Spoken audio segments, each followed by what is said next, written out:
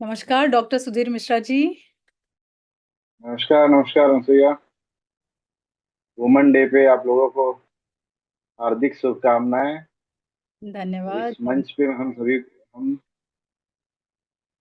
सभी लेडीज को जी, हार्दिक शुभकामनाएं। बहुत बहुत धन्यवाद डॉक्टर सुधीर। और सबसे पहले तो मुझे इस बात की खुशी है कि आज मैं उनका इंटरव्यू लेने जा रही हूँ जो मेरे क्लासमेट रहे हैं।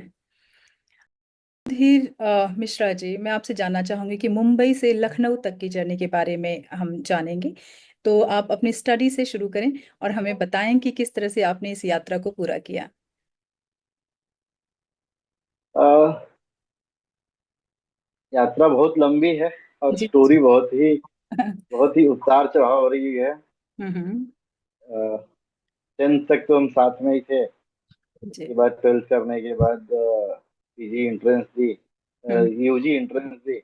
हम्म वहाँ से फिर हमने एसीपीएम मेडिकल कॉलेज धुले, हम्म वहाँ हमने एमबीबीएस की पढ़ाई की। उसके हम्म पश्चात इन 2000 और हम्म 2007 में मैंने all India institute of physical medicine and rehabilitation Bombay में हम्म पीजी की। और उसके बाद 2012 में मैं सूरत गया। हम्म सूरत में वहाँ 3 साल रहा, वहाँ डिपार्टमेंट स्टेब्लिश किया। हम्म उसके बाद 2015 से मैं किंग जॉर्ज मेडिकल यूनिवर्सिटी में हूँ। हम्म। और जर्नी काफ़ी अच्छी गई और अभी भी हैं। At present I am working as a additional professor. जी तो few month I will be professor. जी और आज के समय में मेरे पास, मेरे अंडर में 4 पीजी स्टूडेंट हैं, जी। मेरे पर्सनल। और they are doing thesis and other work क्या बात। एंड सीख रहे हैं। जी, प्रैक्टिस चल रही है। प्रैक्टिस तो कभी खत्म ही नहीं होनी है प्रैक्टिस चल डॉक्टर। रही, नहीं नहीं, इसमें कभी खत्म नहीं होता। दिस इज जी। Going on. तो चलते हैं हम अपने प्रश्नों की ओर और आपसे बहुत ही सटीक और बहुत ही जानकारी भरा कुछ प्रश्न पूछते हैं कि आपने भौतिक चिकित्सा और पुनर्वास पीएमआर के क्षेत्र में विशेष रुचि व्यक्त की है। तो क्या आप हमें बता सकते हैं कि आपकी यह रुचि कब और कैसे विकसित हुई और आपने इस क्षेत्र में क्या-क्या महत्वपूर्ण कार्य किए हैं। इस क्षेत्र में यूजुअली फिजिकल मेडिसिन रिहेबिलिटेशन, जो फिजिकली दिव्यांग हैं, जी। किसी कारणवश समाज से कटे रहते हैं, हम्म उनसे रिलेवेंट सब्जेक्ट है। हम्म और और ये डिसेबिलिटी कैन बी टेम्पररी और परमानेंट। तो पहले जैसे लोग विकलांग कहते थे, अभी भारत सरकार ने उन्हें दिव्यांग की संज्ञा दी है। जी। तो उन दिव्यांगों की सेवा करने का मौका मिला है। हम्म वैसे जब हम स्कूल से थे तो कोई ना कोई हमारा क्लासमेट दिव्यांग मिल ही जाता था, क्लास में जी रहता था। जी देखते तो शुरू से थे, लेकिन उसके बारे में इतनी जानकारी नहीं थी। मन में कभी होता था कि इनके लिए कुछ किया जाए। जी। फिर एमबीबीएस में भी हमारे दो बैचमेट बैचमेट तो वो भी फिजिकली दिव्यांग थे। और जब हम पीजी करने लगे तो उस समय भी देखते थे, लोगों के पास सहानुभूति होती थी, मन करता था किसी तरह से उनकी हेल्प की जाए, बट कोई आइडिया नहीं थी कि कैसे करना है। हम्म तो पहले ये फील्ड ज़्यादा डेवलप नहीं थी, लोगों को इसके बारे में ज़्यादा इंफॉर्मेशन नहीं थी। हम्म तो मैं अपनी एंट्रेंस देने के बाद ऐसे ही किसी मेरे सीनियर ने बताया कि यहाँ मुझे बॉम्बे में all India institute physical medicine rehabilitation institute है, वहाँ हम्म जाके देखो हम्म क्या करते हैं वो लोग, हम्म कुछ पता करो। ऐसे ही मैं गया वहाँ। ऑलरेडी मेरा क्लियरेंस था, तो पीजी के एंट्रेंस तो क्लियर था ही। वहाँ हम्म जाने के बाद मैंने पहले देखा और फिर मुझे लगा कि हाँ, ये एरिया है जहाँ मुझे पहले से रुचि तो है, लेकिन ये अगर हम इसमें करते हैं तो कुछ बेटर कर पाएंगे, जिसके प्रति हमें शुरू से ही इच्छा थी। हम्म तो इसी तरह जब हमें ऑप्ट करने का मौका मिला तो हमने ऑप्ट किया। और 3 सालों में अपनी पीजी कंप्लीट की, और तब से लगे हुए हैं। जी। और अब देश के यहाँ मैं एक ये इतना सब वास्ट है। मेरी जिज्ञासा उठ रही है कि जो दिव्यांग अलग अलग तरीके के होते हैं, कुछ ब्लाइंड होते हैं, कुछ जिनके हाथ नहीं होते हैं, पैदाइशी हाथ पांव नहीं होते हैं, या कोई ऐसे शरीर का अंग नहीं होता है। तो आपने स्पेशली किन तरह के दिव्यांगों पर फोकस किया?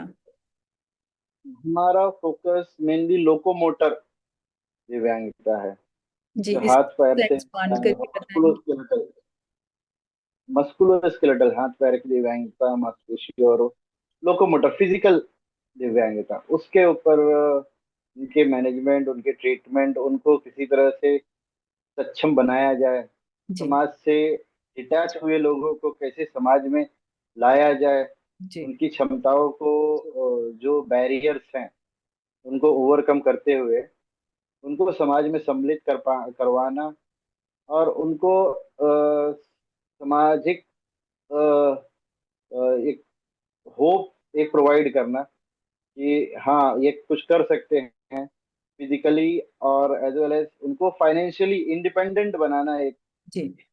मुहिम होता है, उनकी क्वालिटी ऑफ लाइफ इंप्रूव करना। जी। जी। ये मेन है। अच्छा, और इस मैंने कहीं कार्य भी में देखा है भारत में कि जो डिजेबल होते हैं, अगर उनके पास व्हील चेयर है तो व्हील चेयर से पब्लिक ट्रांसपोर्ट तक जाने के लिए प्रॉपर वे नहीं होता, रास्ता नहीं होता है, जो कि हाँ काफी उनको ये दिक्कत उठानी पड़ती है कि या तो कोई उन्हें पकड़ कर लेकर जाए, वो स्वतंत्र नहीं होते हैं कि वो वहां पर सही तरीके से ट्रैवल कर सकें। तो इसके बारे में आप क्या कहना चाहेंगे? आज से 8 6 7 साल पहले कंडीशन काफी अच्छी नहीं थी दिव्यांग जनों के लिए। हम्म। परंतु भारत सरकार ने अब सुगम्य भारत योजना लाई है, जी। जिसके अनुसार गैजेट पास के इंस्टीट्यूट हैं, हम्म। वो दिव्यांगों के लिए बैरियर फ्री हो, और उनकी जो डेवलपमेंट में या उनके मूवमेंट में किसी भी तरह का अगर अवरोध उत्पन्न हो रहा है, हम्म। उस चीज को सॉल्व करने की जिम्मेदारी इंस्टीट्यूशनल हेड की है। तो इसी को ध्यान में रखते हुए आपने देखा होगा कि खासकर भारत में जितने भी रेलवे स्टेशन हैं, सब जी। जगह एलिवेटर लगाए जा रहे हैं, लिफ्ट लगाए जा रहे हैं। जी। जो मॉल्स हैं, रैंप क्रिएट किए जा रहे हैं, बिना रैंप का कोई हॉस्पिटल नहीं है। इवन एयरपोर्ट्स वगैरह में भी व्हील चेयर के साथ साथ लिफ्ट की सुविधाएं भी हैं, जी। कि पेशेंट को या व्यक्ति को बैरियर फ्री इन्वायरमेंट देना, जी। उसकी प्रगति में फिजिकल बैरियर ना हो। जी। फिजिकल बैरियर को आपको सॉल्व करना है, और जो बैरियर उसके घर से लेके और हर जगह बैरियर है, तो उसको कैसे ओवरकम करना है, उसकी भी ट्रेनिंग हम देते हैं, उसकी भी सलाह हम परिवार वालों को, इंस्टीट्यूशनल को देते हैं कि आप इस तरह करके उसको कर सकते हैं। ये जी। तो एक फिजिकल बैरियर हो गया। जी। इसके साथ में सोशल बैरियर भी है। हम्म। सोशल बैरियर के लिए काउंसलर की जरूरत होती है, मेडिकल सोशल वर्कर की जरूरत है। कुछ मेडिकल सोशल वर्कर होते हैं जो इस एरिया में काम करते हैं, तो उनकी भी सपोर्ट ली जाती है ऐसे दिव्यांगों को समाज में इंक्लूड करने के लिए। इनके साथ ही सरकार ने जो दिव्यांगजन है उनके लिए आरक्षण की सुविधा भी दी है। जी। बैंकों में उनको कम इंटरेस्ट रेट पे फाइनेंशियल मदद मिलती है। जी। और इसके साथ में उनको कुछ बिजनेस करना चाहते हैं तो उसकी भी मदद मिलती है। जी। तो वो सारी चीजों के लिए गाइडेंस करने का भी कार्य किया जाता है। तो उनको मेन एम है बैरियर फ्री इन्वायरमेंट। जी। They should live with dignity independent and बनाना। Respect in society. जी। जी। बहुत सुंदर, बहुत अच्छा कार्य कर रहे हैं आप। और मुझे ऐसा लगता, अच्छा कितने परसेंट ऐसे दिव्यांग हैं पूरे भारत में, अगर हम देखें तो? अगर हम केवल लोकोमोटर डिसेबिलिटी की बात करें, हम्म। तो अभी जो लेटेस्ट डाटा अवेलेबल है, अभी 2021 में कोविड की वजह से नहीं हुआ है, तो हम्म। उस समय 11 के हिसाब से 11% 11%। लोकोमोटर डिसेबिलिटी, जी जी। 11% लोकोमोटर है। फिर विजुअली हैंडीकैप जो है, विजुअली और डेफ एंड डम के हैं वो कि 4 और 3% हैं। जी बाकी इसके अलावा अदर डिसेबिलिटी में सब आ जाते हैं। जी। ये सुनकर बड़ा अच्छा लगा कि आप उस क्षेत्र पे कार्य कर रहे हैं जहां पर कार्य करने की बहुत बहुत आवश्यकता है। तो मैं ये जानना चाहूंगी कि इन 11% औसतन कितने डॉक्टर्स हैं जो इस पर कार्य कर रहे हैं? तो ये कार्य करने वाले इसके एक्सपर्ट बहुत ही कम हैं। जी। आज की तारीख में अगर हमें देखा जाए, जो हमारी इंडियन एसोसिएशन ऑफ पीएमआर है, हम्म तो उसमें 11 से 12 सौ लोग हैं हम्म जो लोग इस पर काम कर रहे हैं। इसके अलावा अदर संस्थाएं हैं जो दूसरे फील्ड के हैं। हम्म। कुछ ऑर्थोपेडिक डिपार्टमेंट के लोग हैं, कुछ अदर लोग हैं जो कि स्वेच्छा से, जैसे महावीर विकलांग संस्थाएं हैं, अलग अलग संस्था बना के किसी न किसी तरह से मदद करते हैं। लेकिन जी, अगर हम इसके एक्सपर्ट्स की बात करेंगे तो उनकी संख्या आज भी कम है। कम है। बट जब हमने ज्वाइन किया था जी। उस समय ये संख्या 300-400 थी। अच्छा। तो उससे कंपेयर अगर किया जाए तो इसमें काफी वृद्धि हुई है और लोगों में अवेयरनेस भी हुआ है। जी। और इसकी जो एजुकेशन है, पढ़ाई भी हम्म डिफरेंट डिफरेंट कॉलेजेस में चालू हो गई है। हम्म तो लोगों में भी जागरूकता आ रही है। हम्म और इवन सरकार का अच्छा इनपुट है और वो चाहती है कि हम्म। इनकी मदद की जाए। जी जी। बहुत सुंदर। और बहुत ज़रूरत है, तो मुझे ऐसा लगता है कि उनको जो डॉक्टर्स हैं, इसकी जो पढ़ाई करवाने वाले हैं, जो इंस्टीट्यूट्स हैं या जो कॉलेजेस हैं, तो उनमें जो शिक्षक होते हैं तो वो डॉक्टर्स ही होते हैं या कहीं और से, या गवर्नमेंट भेजती है उन्हें? नहीं नहीं नहीं नहीं, ये सब डॉक्टर्स होते हैं। सभी डॉक्टर्स जो होते हमने 1200 की बात की है उसमें आप कंसीडर कर सकते हैं 700 से 800 लोग जो हैं, हैं। Hmm they are all are teachers. हम्म और वो ट्रेंड कर रहे हैं डिफरेंट डिफरेंट इंस्टीट्यूट इंस्टीट्यूट में। हम्म। और अब कुछ नहीं तो पर ईयर कम से कम 100 से 125 डॉक्टर्स इस प्रोड्यूस हो रहे हैं। काम है। वो जी। Specialist in physical medicine rehabilitation. तो ओके। आने वाले 10 सालों में सिनेरियो काफी चेंज होगा, ऐसी आशा करते हैं, जी जी। बहुत खासकर बहुत। डेवलपिंग कंट्री से। जी। तो आपने अपनी एमबीबीएस और डीएनबी पीएमआर जिसकी बात कर रहे थे, आपकी डिग्री किस विश्वविद्यालय से प्राप्त की, और आपने इस क्षेत्र में शिक्षा के दौरान कौन सी महत्वपूर्ण चुनौतियों का सामना किया? क्या आपने किसी खास घटना या अनुभव को अपने चिकित्सा करियर के शुरुआती दिनों में महसूस किया? कोई अनुभव शेयर करना चाहेंगे आप? हमने हमारी जैसे हमने बताया कि हमने एमबीबीएस एसीपीएम मेडिकल कॉलेज बोले, MHS, Maharashtra university of health sciences के अंडर की। जी। और जो post graduation DNB, hmm. Diplomate in national board, जी। Is the degree given by ministry of health and family welfare. Hmm. तो भारत सरकार के द्वारा दी जाती है। और ये हमने all India institute of physical medicine rehabilitation Mumbai से की है। जी। और इसके पश्चात इसमें समस्या क्या कहेंगे, इसके बारे में अवेयरनेस, जब हमने ज्वाइन की तो अवेयरनेस बहुत कम थी। हम्म तो लोगों को पता नहीं था। हमने भी जब ज्वाइन किया, जाने के बाद हमें लगा कि क्या हो रहा है, हमें समझ में नहीं आ रहा था। लेकिन फिर जैसे जैसे धीरे धीरे उसमें गए, समझते गए फिर क्या हो रहा है, कैसे हो रहा है। पहले तो लगता था कि अरे इनके साथ तो कुछ हो ही नहीं सकता, इनका तो खत्म है, इनके जीवन का कोई वो है नहीं। फिर जब हम्म। हमने देखा, हाँ इनके लिए भी काफी कुछ हो सकता है। तो जैसे जैसे हमने नॉलेज होती गई, हम्म। हमारा भी मतलब ब्रेन खुलता गया। जैसे होता है ना ज्ञान, जब जैसे सहानुभूति भी कुंजी आती है। खुलती है तो अपने आप रास्ते निकलने लगते हैं। बिल्कुल तो बिल्कुल। वो सारी चीजें हो गई। हम्म। और जहाँ तक लोगों के अवेयरनेस का सवाल है, that is the main issue. जी आपके इंस्टीट्यूट के बगल में ही लोग रहते हैं, उनको पता नहीं रहता है, जी। मिसकंसेप्शन रहता है। और एक्चुअली इस टाइप के जो लोग हैं, दिव्यांगजन हैं, वो सोशली नेग्लेक्टेड रहते हैं, उनका परिवार में भी उनको नेग्लेक्ट किया जाता जी है। जी जी। वो वन फैमिली मेंबर्स उनको बाहर नहीं लाना चाहते। हम्म। ये मेन मूलभूत कारण यही है। हम्म। मूलभूत कारण यही है कि समाज में इनको आगे बढ़ने का और रिस्पेक्टफुल जीने का मौका इसलिए नहीं मिलता क्योंकि उनकी फैमिली और समाज हम्म। वो उन्हें आगे नहीं आने देता। वो उसे देखते हैं, ये कलंक के रूप में देखते हैं जिसे मिटाने का कार्य करना है। ओहो।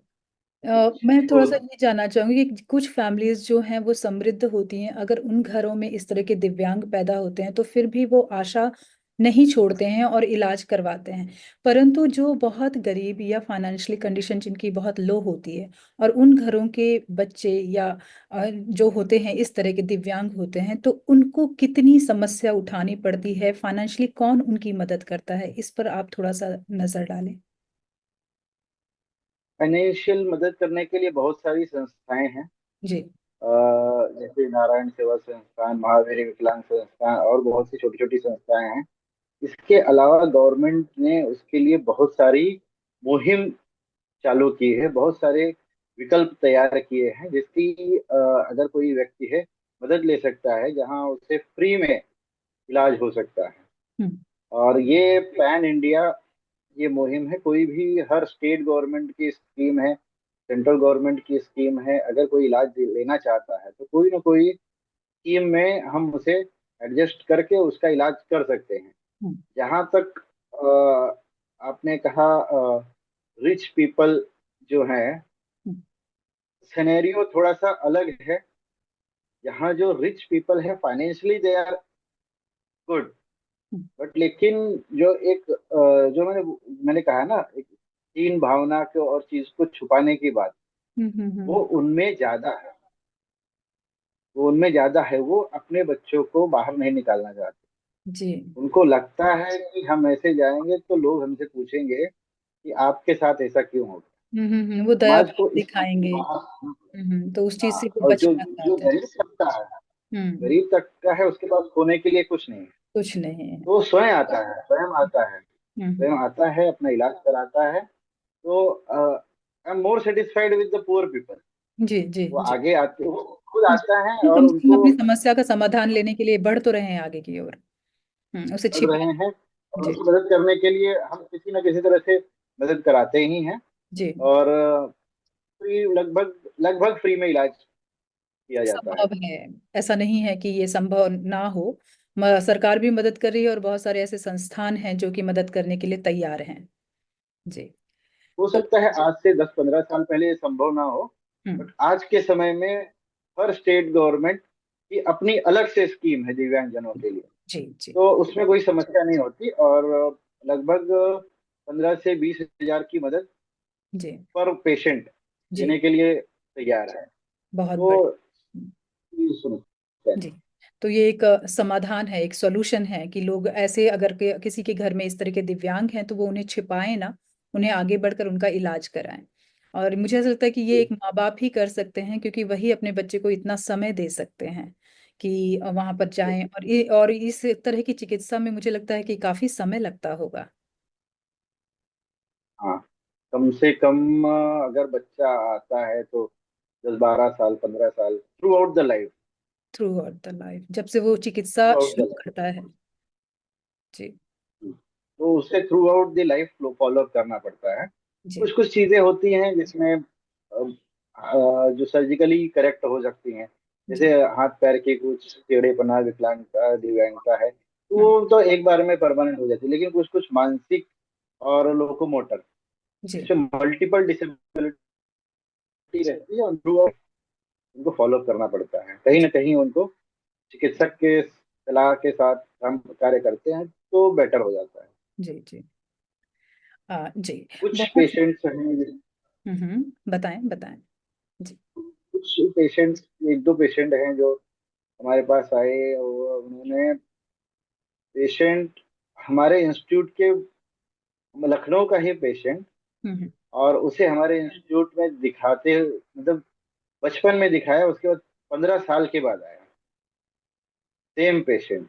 हम्म जो कंडीशन उसकी जब 2 साल की थी बच्ची, वो हम्म कंडीशन थी। उसके बाद वो 15 साल के बाद आई, हम्म। तो काफी तकलीफें थी।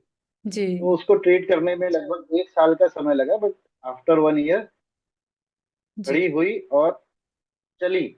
चलिए, तो क्या बात। पेशेंट की फैमिली से ज्यादा खुशी तो हमें हुई कि कम से कम बिल्कुल। 12 साल के बाद तो पहुंची।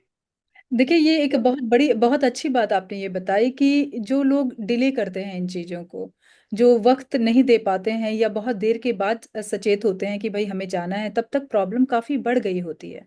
तो बहुत अच्छा है कि अगर इस तरह का कोई बच्चा किसी के पास है तो उसे वो जल्द से जल्द अस्पताल पहुंचे और उसका इलाज करवाएं, ताकि वो और जल्दी खड़ा हो सके, जल्दी इंडिपेंडेंट हो सके। क्योंकि अगर शारीरिक डिसेबिलिटी के साथ साथ कहीं ना कहीं मानसिक जो होप है, आशा है, वो कम होती है और सेल्फ कॉन्फिडेंस बहुत लो होता है इससे बच्चे का। Yes, yes. जी। तो डॉक्टर सुधीर मिश्रा जी, आपने अपने चिकित्सा करियर में विभिन्न संस्थानों में कार्य किया है। आपने बहुत सारे संस्थानों का जिक्र भी किया अभी कि जो वॉलंटियर काम करते हैं ऐसे लोगों के लिए। तो क्या आप हमें बता सकते हैं कि आपने किन किन स्थानों पर काम किया और वहाँ आपको कौन कौन से महत्वपूर्ण अनुभव प्राप्त हुए जो आपके वर्तमान कार्य में सहायक साबित हो रहे हैं? जहाँ भी हमने काम किया, हर जगह कुछ ना कुछ बेटर करने की कोशिश की।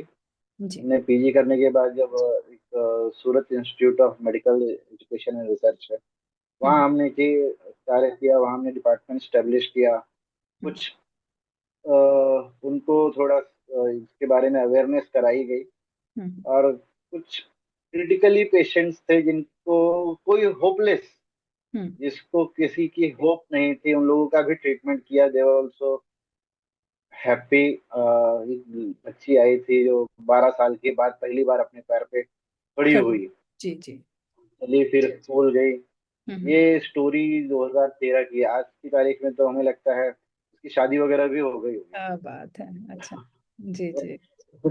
और इस तरह से अलग अलग अच्छे, हर जगह कुछ ना कुछ एक्सपीरियंस होते हैं। मेन चीज है जो समाज, जी। समाज से समाज की जो डर अवधार। की भावना है पेरेंट्स के बीच में, जी।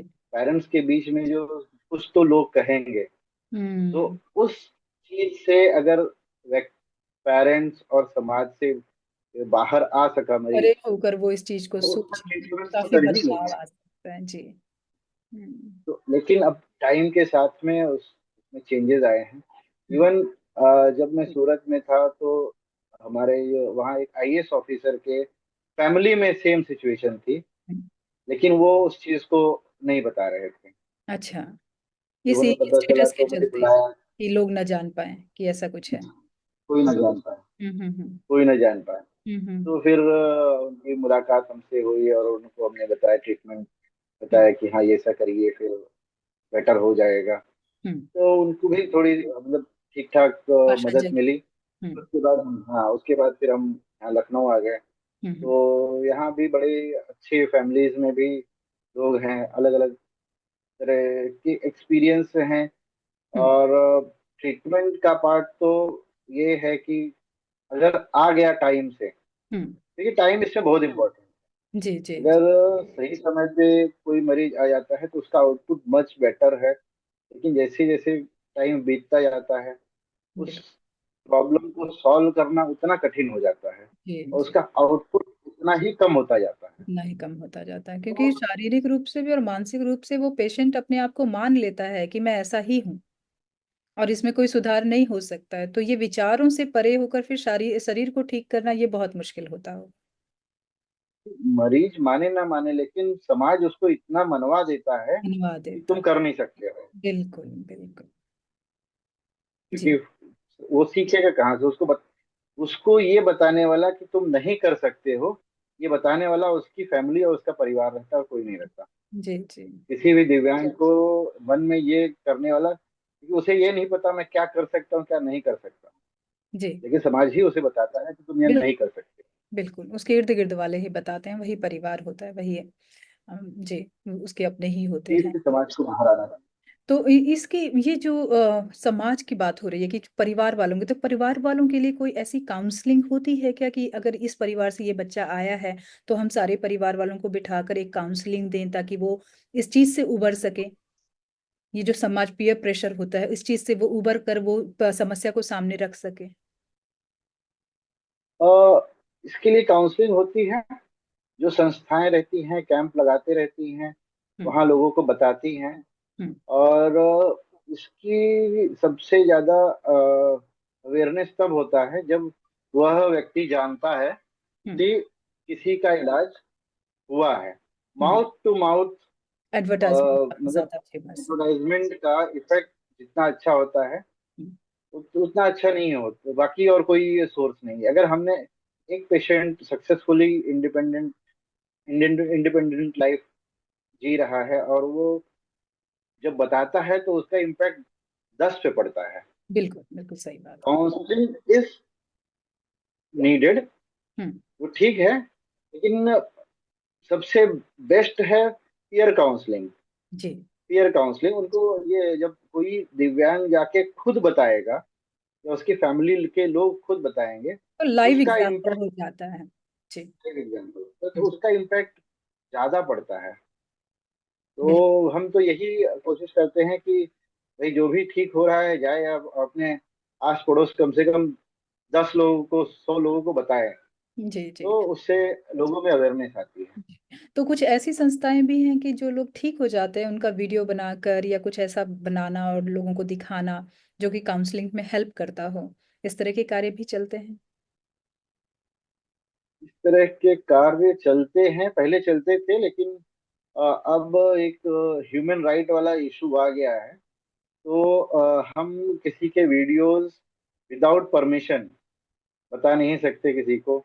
तो हम्म। या उसे वो करें, मतलब डिस्क्लोज परमिशन नहीं। कंसेंट लेने के नहीं, पश्चात ही उसके बारे में जो पेशेंट बताया ठीक जा हुआ सकता है है। उसका अनुभव शेयर करना ऐसे लोगों के साथ जिनको जरूरत है अभी ट्रीटमेंट की। हाँ, ये तो इंस्टीट्यूट के अंदर, डिफरेंट इंस्टीट्यूट के अंदर वहाँ वीडियोस चलाए जाते हैं। हम्म। और इवन न्यूज़पेपर में भी इंफॉर्मेशन आती रहती है। और हम्म। अलग अलग दूसरी संस्थाएं हैं जो कार्य कर रही हैं इस क्षेत्र में, हम्म। वो भी अपनी तरफ से ऐड वगैरह देती रहती है, तो लोगों में अवेयरनेस आता है। जी जी। लेकिन कुछ नहीं से कुछ तो सही है, लोग बिल्कुल अवेयर हो बिल्कुल। रहे हैं। जी जी उसके जी। पश्चात भी सही जगह पे पहुंच पाए, सबसे इम्पोर्टेंट ये है, सही डॉक्टर सही व्यक्ति के पास पहुंच पाए तो ही आउटपुट बेटर आ सकता है। बिल्कुल बिल्कुल सही कहा आपने और कि जो समय पर सही और जगह जो पहुंचना जरूरी है। और ये जो है, जो समाज में ये है, भ्रांति फैली है, झाड़ फूक और ये, भले ही हम इतने आगे बढ़ चुके हैं लेकिन वो चीजें अभी भी हैं। लोग डॉक्टर के पे आने के पहले झाड़ फूक करवाएंगे, सब करवाएंगे, इसी में वो बहुत सारा समय वेस्ट कर जी देता है। जी जी। वो भी सोसाइटी का एक कुछ बहुत तबका है बड़ी। जो कि इन चीजों पर बहुत निर्भर है, बहुत विश्वास करता है इन चीजों पर। तो उसे मेडिकल तक पहुंचने में काफी वक्त लगता होगा, पहले वो ये सारी चीजें ट्राई करने के बाद फिर वो मेडिकल तक पहुंचता होगा। जी। वो पहुंचते पहुंचते उसके टाइम चला जाता है। बिल्कुल बिल्कुल सही कहा आपने। डॉक्टरों को भी काफी सारी समस्याओं का सामना करना पड़ता है। आपसे बात करके ऐसे लग रहा है कि आसान नहीं है डॉक्टर बनना और अपने कार्य को आगे बढ़ाना। बहुत रफ है, बहुत बिल्कुल। मतलब इसे स्मूथ बनाने के लिए ही बहुत ज्यादा मेंटल वर्क करना पड़ता है। तो सुधीर जी मैं अब चलती हूँ। फील्ड ही इसी तरह का है। हाँ, जी जी कहें बताएं। फील्ड ही इस तरह का है कि बिल्कुल बिल्कुल। वो, जी। सुधीर जी 10 मिनट के बाद हो सकता है कि ये वीडियो बंद हो जाए अभी, तो हम फिर से कंटिन्यू करेंगे। सेम आईडी पर आप लॉग इन करेंगे और फिर हम अपनी चर्चा को कंटिन्यू रखेंगे। तो हो सकता है बात करते करते ओके। बीच में कट हो जाए, तो हम सेम चर्चा को उस वीडियो में कंटिन्यू रखेंगे। तो अब मैं चलती हूँ अपने अगले सवाल की ओर कि आपके द्वारा प्रकाशित शोध पत्रों में मूल शोध पत्र और केस रिपोर्ट का महत्वपूर्ण योगदान रहा है। आपने अपने जो बायोडेटा था उसमें काफी चीजें बताई हैं कि काफी शोध किए हैं आपने बहुत सारे क्षेत्र में। तो आप इन शोधों में से कुछ महत्वपूर्ण शोधों के बारे में विस्तार से बताइए, और इनमें से आपके लिए कौन सा शोध सबसे महत्वपूर्ण और क्यों? क्या रीजन था कि वो आपको बहुत महत्वपूर्ण लगा? सबसे अच्छा जो जैसे होता है, पहला बच्चा सबसे सबको अच्छा लगता है। जी जी तो जी। मेरा जो फर्स्ट रिसर्च पेपर था जी। वही, उसके लिए बहुत सारी चीजों की मोटिवेशन की जरूरत थी। हम्म। फिर सेल्फ डेडिकेशन की जरूरत थी, जी स्ट्रगल था। जी। तो वो मुझे बहुत अच्छा लगता है। That was my own research paper, my own technique. और दो कुछ जो पेशेंट्स रहते हैं, ट्रिगर फिंगर रिलीज का, जिसमें कुछ लोग जो रहते हैं उनकी उंगलियां चलती नहीं, अटक जाती हैं, हम्म हम्म फिर चलती हैं, उसे ट्रिगर फिंगर कहते हैं। हम्म तो उस उस चीज के इलाज में कभी कभी ये होता है कि वो सक्सेस नहीं हो पाता, फेल हो जाता है, तो हम्म उसके लिए ओपन सर्जरी करनी पड़ती है। हम्म। तो उस सर्जरी को अवॉइड करने के लिए हम उस सेम प्रोसेस को हमने नीडल से करना शुरू किया। अच्छा। सर्जिकल नीडल से हमने वो सर्जरी करनी शुरू की। हाँ। तो वो मेरा बेस्ट पेपर, मतलब बेस्ट पेपर नहीं, one of the best paper जी था, जी। जो कि हमने प्रकाशित भी कराया, और लगभग 2-2.5 साल लगे, हम्म। और अच्छा हुआ वो। हम्म और दूसरा, यहाँ केस रिपोर्ट की बात है, मेरा एक केस रिपोर्ट पब्लिश हुई है, हर्लर सिंड्रोम रिहेबिलिटेशन। हम्म उसमें एक बहुत ही पुअर तबके का बंदा था, बच्चा था 2 साल का। हम्म उसका एक मस्कुलोस्केलेटल कंडीशन हो जाती है, म्यूकोपॉलीसेकाइडोसिस, जिसमें उसे मल्टीपल प्रॉब्लम्स थी। हम्म उसको ठीक करने के लिए हमने अलग से उसके लिए ब्रेस बनाए, जैसे जैकेट बनाया गया, और डिटेल रिसर्च की गई, उसको ट्रेनिंग दी गई, पेरेंट्स को एक्सरसाइज वगैरह सिखाई गई। तो फाइनली आफ्टर 2-3 मंथ्स, वो बच्चा जो पलटी भी नहीं मारता था, तो बैठने लगा। हम्म। तो वो हमने पब्लिश कराया था। इसके अलावा बहुत सारे रिसर्च किए हैं। मैं मैं खुद ही भूल गया हूँ कितने हुए हैं जी लेकिन जी जी। आपने हम इम्पोर्टेंट। आपकी बायोडेटा में इतने सारे रिसर्च थे कि जब मैं क्वेश्चन मतलब तैयार कर रही थी तो मुझे काफी डिफिकल्टी का सामना करना पड़ा कि मैं कौन सा उठाऊं और कौन सा ना उठाऊं। तो मैंने कहा चलिए अब इसमें ऐसा ही सवाल पूछते हैं ताकि वो खुद ही अपने आप से बहुत सारे शोधों के बारे में बता सकें। तो सुधीर जी, उसमें मतलब ऐसा क्या था कि मतलब आपने कहा कि वो पहला आपका रिसर्च था जिसकी वजह से आपको वो बहुत महत्वपूर्ण लग रहा है, लेकिन उसके बाद भी काफी सारे आए होंगे ऐसे जो कि ऐसे होंगे कि हो बहुत सकता है उससे भी महत्वपूर्ण हो। जी। उससे भी महत्वपूर्ण तो है। हम्म एक हमने लीड स्टम्प इन्फेक्शन पे था, जो कि जो एम्पुटेटेड पेशेंट जिनके हाथ कट जाते हैं, उनमें इन्फेक्शन हो जाता है। जी जी। उसके बाद उनके ट्रीटमेंट के लिए दवाइयाँ चलाई जाती है, उसको लेके हमने एक रिसर्च की थी, हम्म जिसमें हमने पाया कि जो दवाइयाँ दी जाती हैं उसमें हाई कॉस्टली ड्रग्स दिए जाते हैं, हम्म। जिसकी कॉस्ट पर डे की कॉस्ट 1200-1500 रुपए गवर्नमेंट रेट में थी। जी जी। तो वो हमने रिसर्च किया, तो एक फाइंड आउट किया कि जो चीपर ड्रग है वो भी हम दे सकते हैं, हम्म जो कि 60% इफेक्टिव है कंपेयर टू दैट, जो कि 90% इफेक्टिव है। उसके कंपेयर टू 60%, 60 to 70% इफेक्टिवनेस था। तो हम्म। जो लोग वो इतनी हाई कॉस्ट मतलब अफोर्ड मेडिसिन नहीं कर अफोर्ड नहीं सकते, कर पाते। जी। फिर अफोर्ड नहीं कर सकते, हम्म या फिर रूरल एरिया में जहाँ वो दवाइयाँ अवेलेबल ही नहीं है, हम्म हम्म उस जगह पे अगर व्यक्ति जाता है, उसको समस्या होती है, तो उसे कैसे, क्या दिया जाना चाहिए। हम्म। तो वो रिसर्च करने के बाद हमें एक चीपर मॉलिक्यूल दिखा कि हाँ, ये लियोफ्लॉक्सासिन करके आती है, हार्डली 4-5 रुपए की गोली आती है। हम्म वो अगर उसको चलाएंगे 15 से 20 दिन, हम्म तो उसमें काफी सुधार होने की गुंजाइश रहती है। तो ये एक रिसर्च है, जिसके बेसिस पे हमने अपना भी ट्रीटमेंट चेंज किया। कि पहले ये होता था कि मरीज आया, उसका जांच की जाएगी, जांच करने के बाद जो दवाइयाँ सेंसिटिव आएंगी उसके हिसाब से दवाई चलाई जाएगी। तो ये पीरियड ड्यूरेशन में का लगभग 1 हफ्ते का समय लग जाता है, हम्म। तो फाइनल पूरा इन्वेस्टिगेशन करने के लिए। जी। देखिए, उस समय हम अगर वो दवा चला देते हैं, तो हम्म। 60% चांस है कि वो हम पहले ट्रीटमेंट चालू कर सकते हैं। जी जी। तो जो अफोर्ड नहीं कर पा रहे, इवन जब तक हमारी जांचें नहीं आ सकती, तब तक हम उस चीज को चला के देख सकते हैं। It was found effective in 60 to 70% cases. जी। तो वो भी एक अच्छा रहा। हम्म। इसके साथ में एक काफी जो लोग रहते हैं, जिनके कंधे जाम हो जाते हैं, उसे फ्रोजन शोल्डर की कंडीशन कही जी जाती है, जी जी। उसको लेके हमने रिसर्च किया। उसमें पहले लोग सर्जिकली रिलीज करते थे, तो उसमें सुप्रास्कैपुलर ब्लॉक, उसमें नस को ब्लॉक करके उसकी पेन रिड्यूस करना और मूवमेंट लाना, उसके ऊपर रिसर्च हुई है। फिर एक पीआरपी हमने किया, रीजनरेटिव थेरेपी आजकल वो चल रहा है, जो स्टेम सेल काम करती है, लगभग उसी तरह का कार्य करने के लिए पीआरपी थेरेपी होती है, जो आपके खुद के ब्लड से ही उसकी दवा बनाई जाती है। तो वो प्रोसेस करके, तो जिसमें ट्रीट मतलब ठीक होने में जिसमें लंबा समय लगता है, मस्कुलोस्केलेटल प्रॉब्लम जैसे मांसपेशियां फट गई या घुटने खराब हो रहे हैं, तो उनको रीजनरेट करने का कार्य, क्योंकि एज अ टाइम जैसे समय जाता है, चीजें डीजनरेट होती हैं, खराब हम्म। होती हैं, तो उसको रीजनरेट करने का कार्य होता है। तो अभी इसी तरह से अभी मल्टीपल एक चीजें हम ट्राई जी करते जी, अभी अभी एक सवाल मेरे मन में गूंजा है जिसको मैं आपसे साझा करना चाहूंगी कि ये जो पेशेंट होते हैं ये बाय बर्थ होते हैं या बीच में उनके साथ इस तरह की घटना घटी होती है? हैं।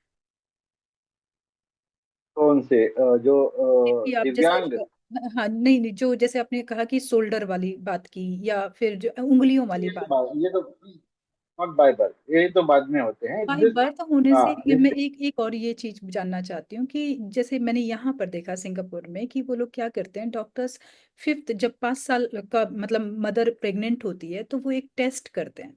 अगर उस टेस्ट में उनको ये पता चल हम्म। जाता है कि बच्चे की ग्रोथ कैसी है, फिजिकली और हाँ। मेंटली दोनों, और अगर ग्रोथ में कोई प्रॉब्लम होती है तो वो उनकी काउंसलिंग करते हैं कि डोंट गिव मतलब बर्थ, लेकिन इस बच्चे को मत लेके आओ मतलब धरती पर, मीन्स इसको हम हटा हम्म। देते हैं, आप दूसरा बेबी कर लो, राइट, कुछ समय के बाद, ताकि वो बच्चे को भी प्रॉब्लम ना हो और मदर फादर भी इस तरह की प्रॉब्लम ना फेस करे। तो इस तरह का कोई सॉल्यूशन इंडिया में या भारत में मतलब भारत में है या नहीं है?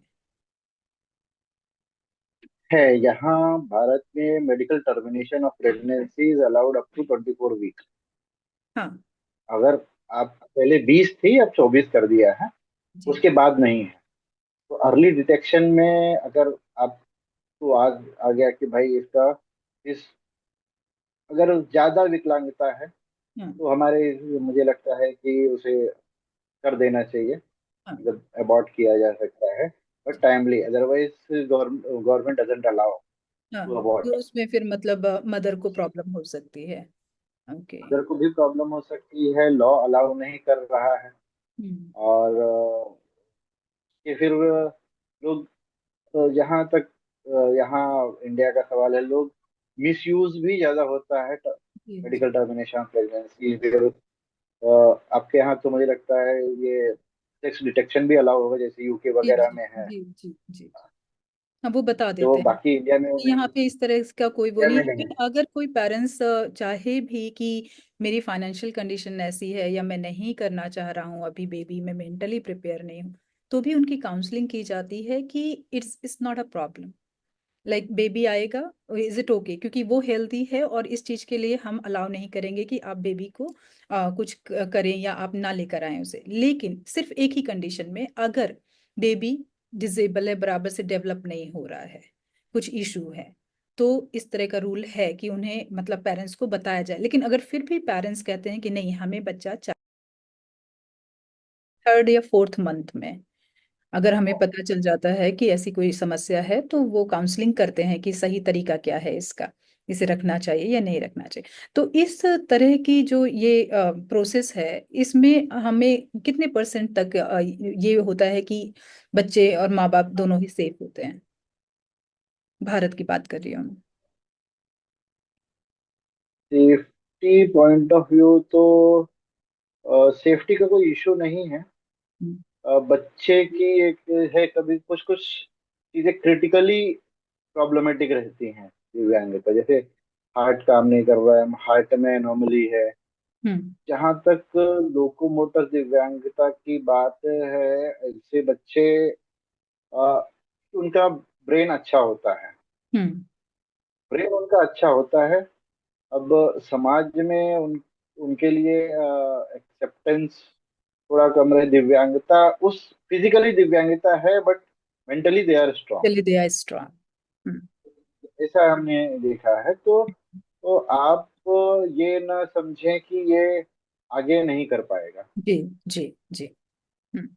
तो ऐसे केस ये मतलब बच्चे को ले आया जाता है और फिर उसके बाद उसका इलाज किया जाता है। हेलो। जी, मेरी आवाज आ रही? हाँ हाँ, आ रही है। जी। तो ऐसे जब ऐसा केस होता है तो मतलब बच्चे को ले आया जाता है और फिर उसके बाद ले उसका आया इलाज, जा इलाज शुरू किया ले जाता है। आया जाना चाहिए। हम्म। ले आया जाना चाहिए। और अब दे आर मीन्स माइंड से, जैसे सिक्स सेंस की जो बात चलती है, हम्म। तो अगर ऊपर वाला कुछ कम करता है तो कहीं ना कहीं कुछ बढ़ाता भी है। जी जी जी, बिल्कुल। तो तो उस चीज को, ये आप स्टेफन हॉकिंस का ही एग्जांपल ले सकते हैं। हम्म। तो उन्होंने भी, मतलब, they required only the support, support. Social support, they required only social support. जी अगर आपको सोशल सपोर्ट आ रहा है, और जो फिजिकल बैरियर है और जो अदर बैरियर्स है, अगर आप उस चीज को ओवरकम कर देते हैं, जी तो आप आगे बढ़ सकते हैं। जी जी, तो सही। किसी के डेवलपमेंट में फिजिकल सोशल बैरियर नहीं आना चाहिए। जी, उस दे पर। Can be modified. जी दे कैन बिल्कुल। Be modified, all the modifiable factor can be modified. जी जी, बिल्कुल सही कहा आपने। जी। तो आपके द्वारा प्रकाशित ultrasonography guided dextrose prolotherapy versus platelet rich plasma plasma injections for the plantar fascial treatment of plantar plantar fascial facilities। शीर्षक शोध फेशियाइटिस। पत्र। जी जी जी जी। काफी चीजें हैं जो मुझे भी इम्प्रूव करनी पड़ेगी, ये सारे साइंस के वर्ड्स हैं जो काफी डिफिकल्ट हो रहे हैं मेरे लिए। बट फिर भी मैं आप समझ रहे हैं कि मैं क्या कह रही हूँ। तो शीर्षक शोध पत्र में आपने दोनों उपचार विधियों की तुलना की है। क्या आप हमें इस शोध के निष्कर्षों के बारे में बता सकते हैं और यह कैसे चिकित्सीय दृष्टिकोण से उपयोगी है? काफी महत्वपूर्ण सवाल लग रहा है। तो ये प्लांटर फेशियाइटिस की कंडीशन ये होती है जो वेरी कॉमन, जी। कॉमन पब्लिक, जैसे एड़ी में दर्द होना हम्म। नीचे की तरफ। हम्म। एड़ी में यूजली दर्द होता है, एड़ी में पीछे या हम्म। फिर तलवे की तरफ एड़ी हम्म। में। हम्म। तो जो एड़ी में तलवे की तरफ दर्द होता है, तलवे एड़ी में तलवे की तरफ, हम्म। उसे बोलते हैं प्लांटर फेशियाइटिस। हम्म। जैसे ही पेशेंट या कैंडिडेट अपना सुबह सुबह पहला पैर जमीन पे रखता है, उसे हम्म। जोर से टीस हम्म। भरा दर्द होता है, जी जी, बिल्कुल उसे बिल्कुल। कहते हैं प्लांटर फेशियाइटिस। ओके। उस चीज में उसका मेन कारण है रिकरेंट ट्रॉमा। जो बेयरफुट वॉकिंग जिसकी रहती है, हम्म। नंगे पैर चलते हैं, हम्म। और जो जंपिंग वाली एक्टिविटी करते हैं, या किसी तरह का कोई फ्रैक्चर वगैरह हो गया है, उस कंडीशन में वहाँ थोड़ी थोड़ी इंजरी होती रहती है माइक्रो लेवल पे। हम्म। और माइक्रो लेवल पे इंजरी होते होते होते होते दैट बिकम परमानेंट। हम्म। तो अगर आपने समय पे उसका इलाज किया, हम्म। तो खाली रेस्ट से ठीक हो जाएगा, या फिर सिकाई वगैरह कर लेंगे तो आराम हो जाएगा। हम्म। लेकिन नेग्लेक्ट हो जाने की वजह से वो फिर क्रोनिक हो जाता है, उसका इलाज कंजर्वेटिव नहीं रह पाता। तो हम्म। उस कंडीशन में जो आप दवाइयों से ठीक नहीं हो रहा है, हम्म। इवन मसाज और जो सिकाई उससे ठीक नहीं हो रहा है, उस कंडीशन में उससे इंजेक्शन लगाया जाता है। तो पहले ये था, लोग स्टेरॉइड का इंजेक्शन लगाते थे। हम्म। अभी भी मैक्सिमम लोग जिनको नहीं पता है, जब मुझे लगता है 90% लोग स्टेरॉइड ही लगाते जी जी, हैं। तो स्टेरॉइड के इसके खुद के अपने साइड इफेक्ट्स। बिल्कुल बिल्कुल। ये तो एक ड्रग्स की तरह है इसका मीन्स। तो ऐसा नहीं है कि इसका कोई और अल्टरनेटिव हो? उसी के अल्टरनेटिव के ही संबंध में हमने ये जो डेक्सट्रोज थेरेपी की एक बार पहले किया। डेक्सट्रोज, उसमें ये होता है, डेक्सट्रोज एक सोल्यूशन आता है हम्म। जो हम इमरजेंसी में चढ़ाया जाता है। हम्म। 25% डेक्सट्रोज हमने इंजेक्ट किया उस साइट पे, हम्म। अल्ट्रासाउंड से देख के हम्म। जहाँ प्रॉब्लम है। हम्म। उसका मतलब एडवांटेज ये है कि compare to other therapy it is good, hmm. और इफेक्ट भी लंबा है, but it required multiple injection, 3 से 4 इंजेक्शन की आवश्यकता पड़ती है। हम्म। फिर उससे बेटर वर्जन ये हुआ पीआरपी, हम्म। जो कि पेशेंट के खुद के ब्लड से ही उसके प्लेटलेट को सेपरेट करके उसका कंसंट्रेटेड फॉर्म वहाँ साइट ऑफ ट्रॉमा, जहाँ पैथोलॉजी है वहां डाली जाती है, जिससे वो अपने आप खुद से रीजनरेट करता है, जो डैमेज पार्ट अपने आप खुद से हील करता है। जी जी। तो वो चले उसकी कंपेरेटिव स्टडी की गई थी। हम्म और पीआरपी का एडवांटेज ये है कि वो एक इंजेक्शन में ठीक हो जाता है। तो जहाँ डेक्सट्रोज से 4-5 इंजेक्शन लगाने पड़ते थे, उसके कंपेयर टू पीआरपी का single injection is much better. Hmm. और जो स्टेरॉइड वाले साइड इफेक्ट वगैरह भी नहीं है। जी बट जी। ओनली थिंग इज ये है कि पेशेंट को अपना ब्लड देना पड़ता है, बस। Hmm. Otherwise now it become more popular, जी तो जी। वो ज्यादा करके ये हम पीआरपी हेल्पफुल ही है यूज कर रहे पेशेंट हैं। के।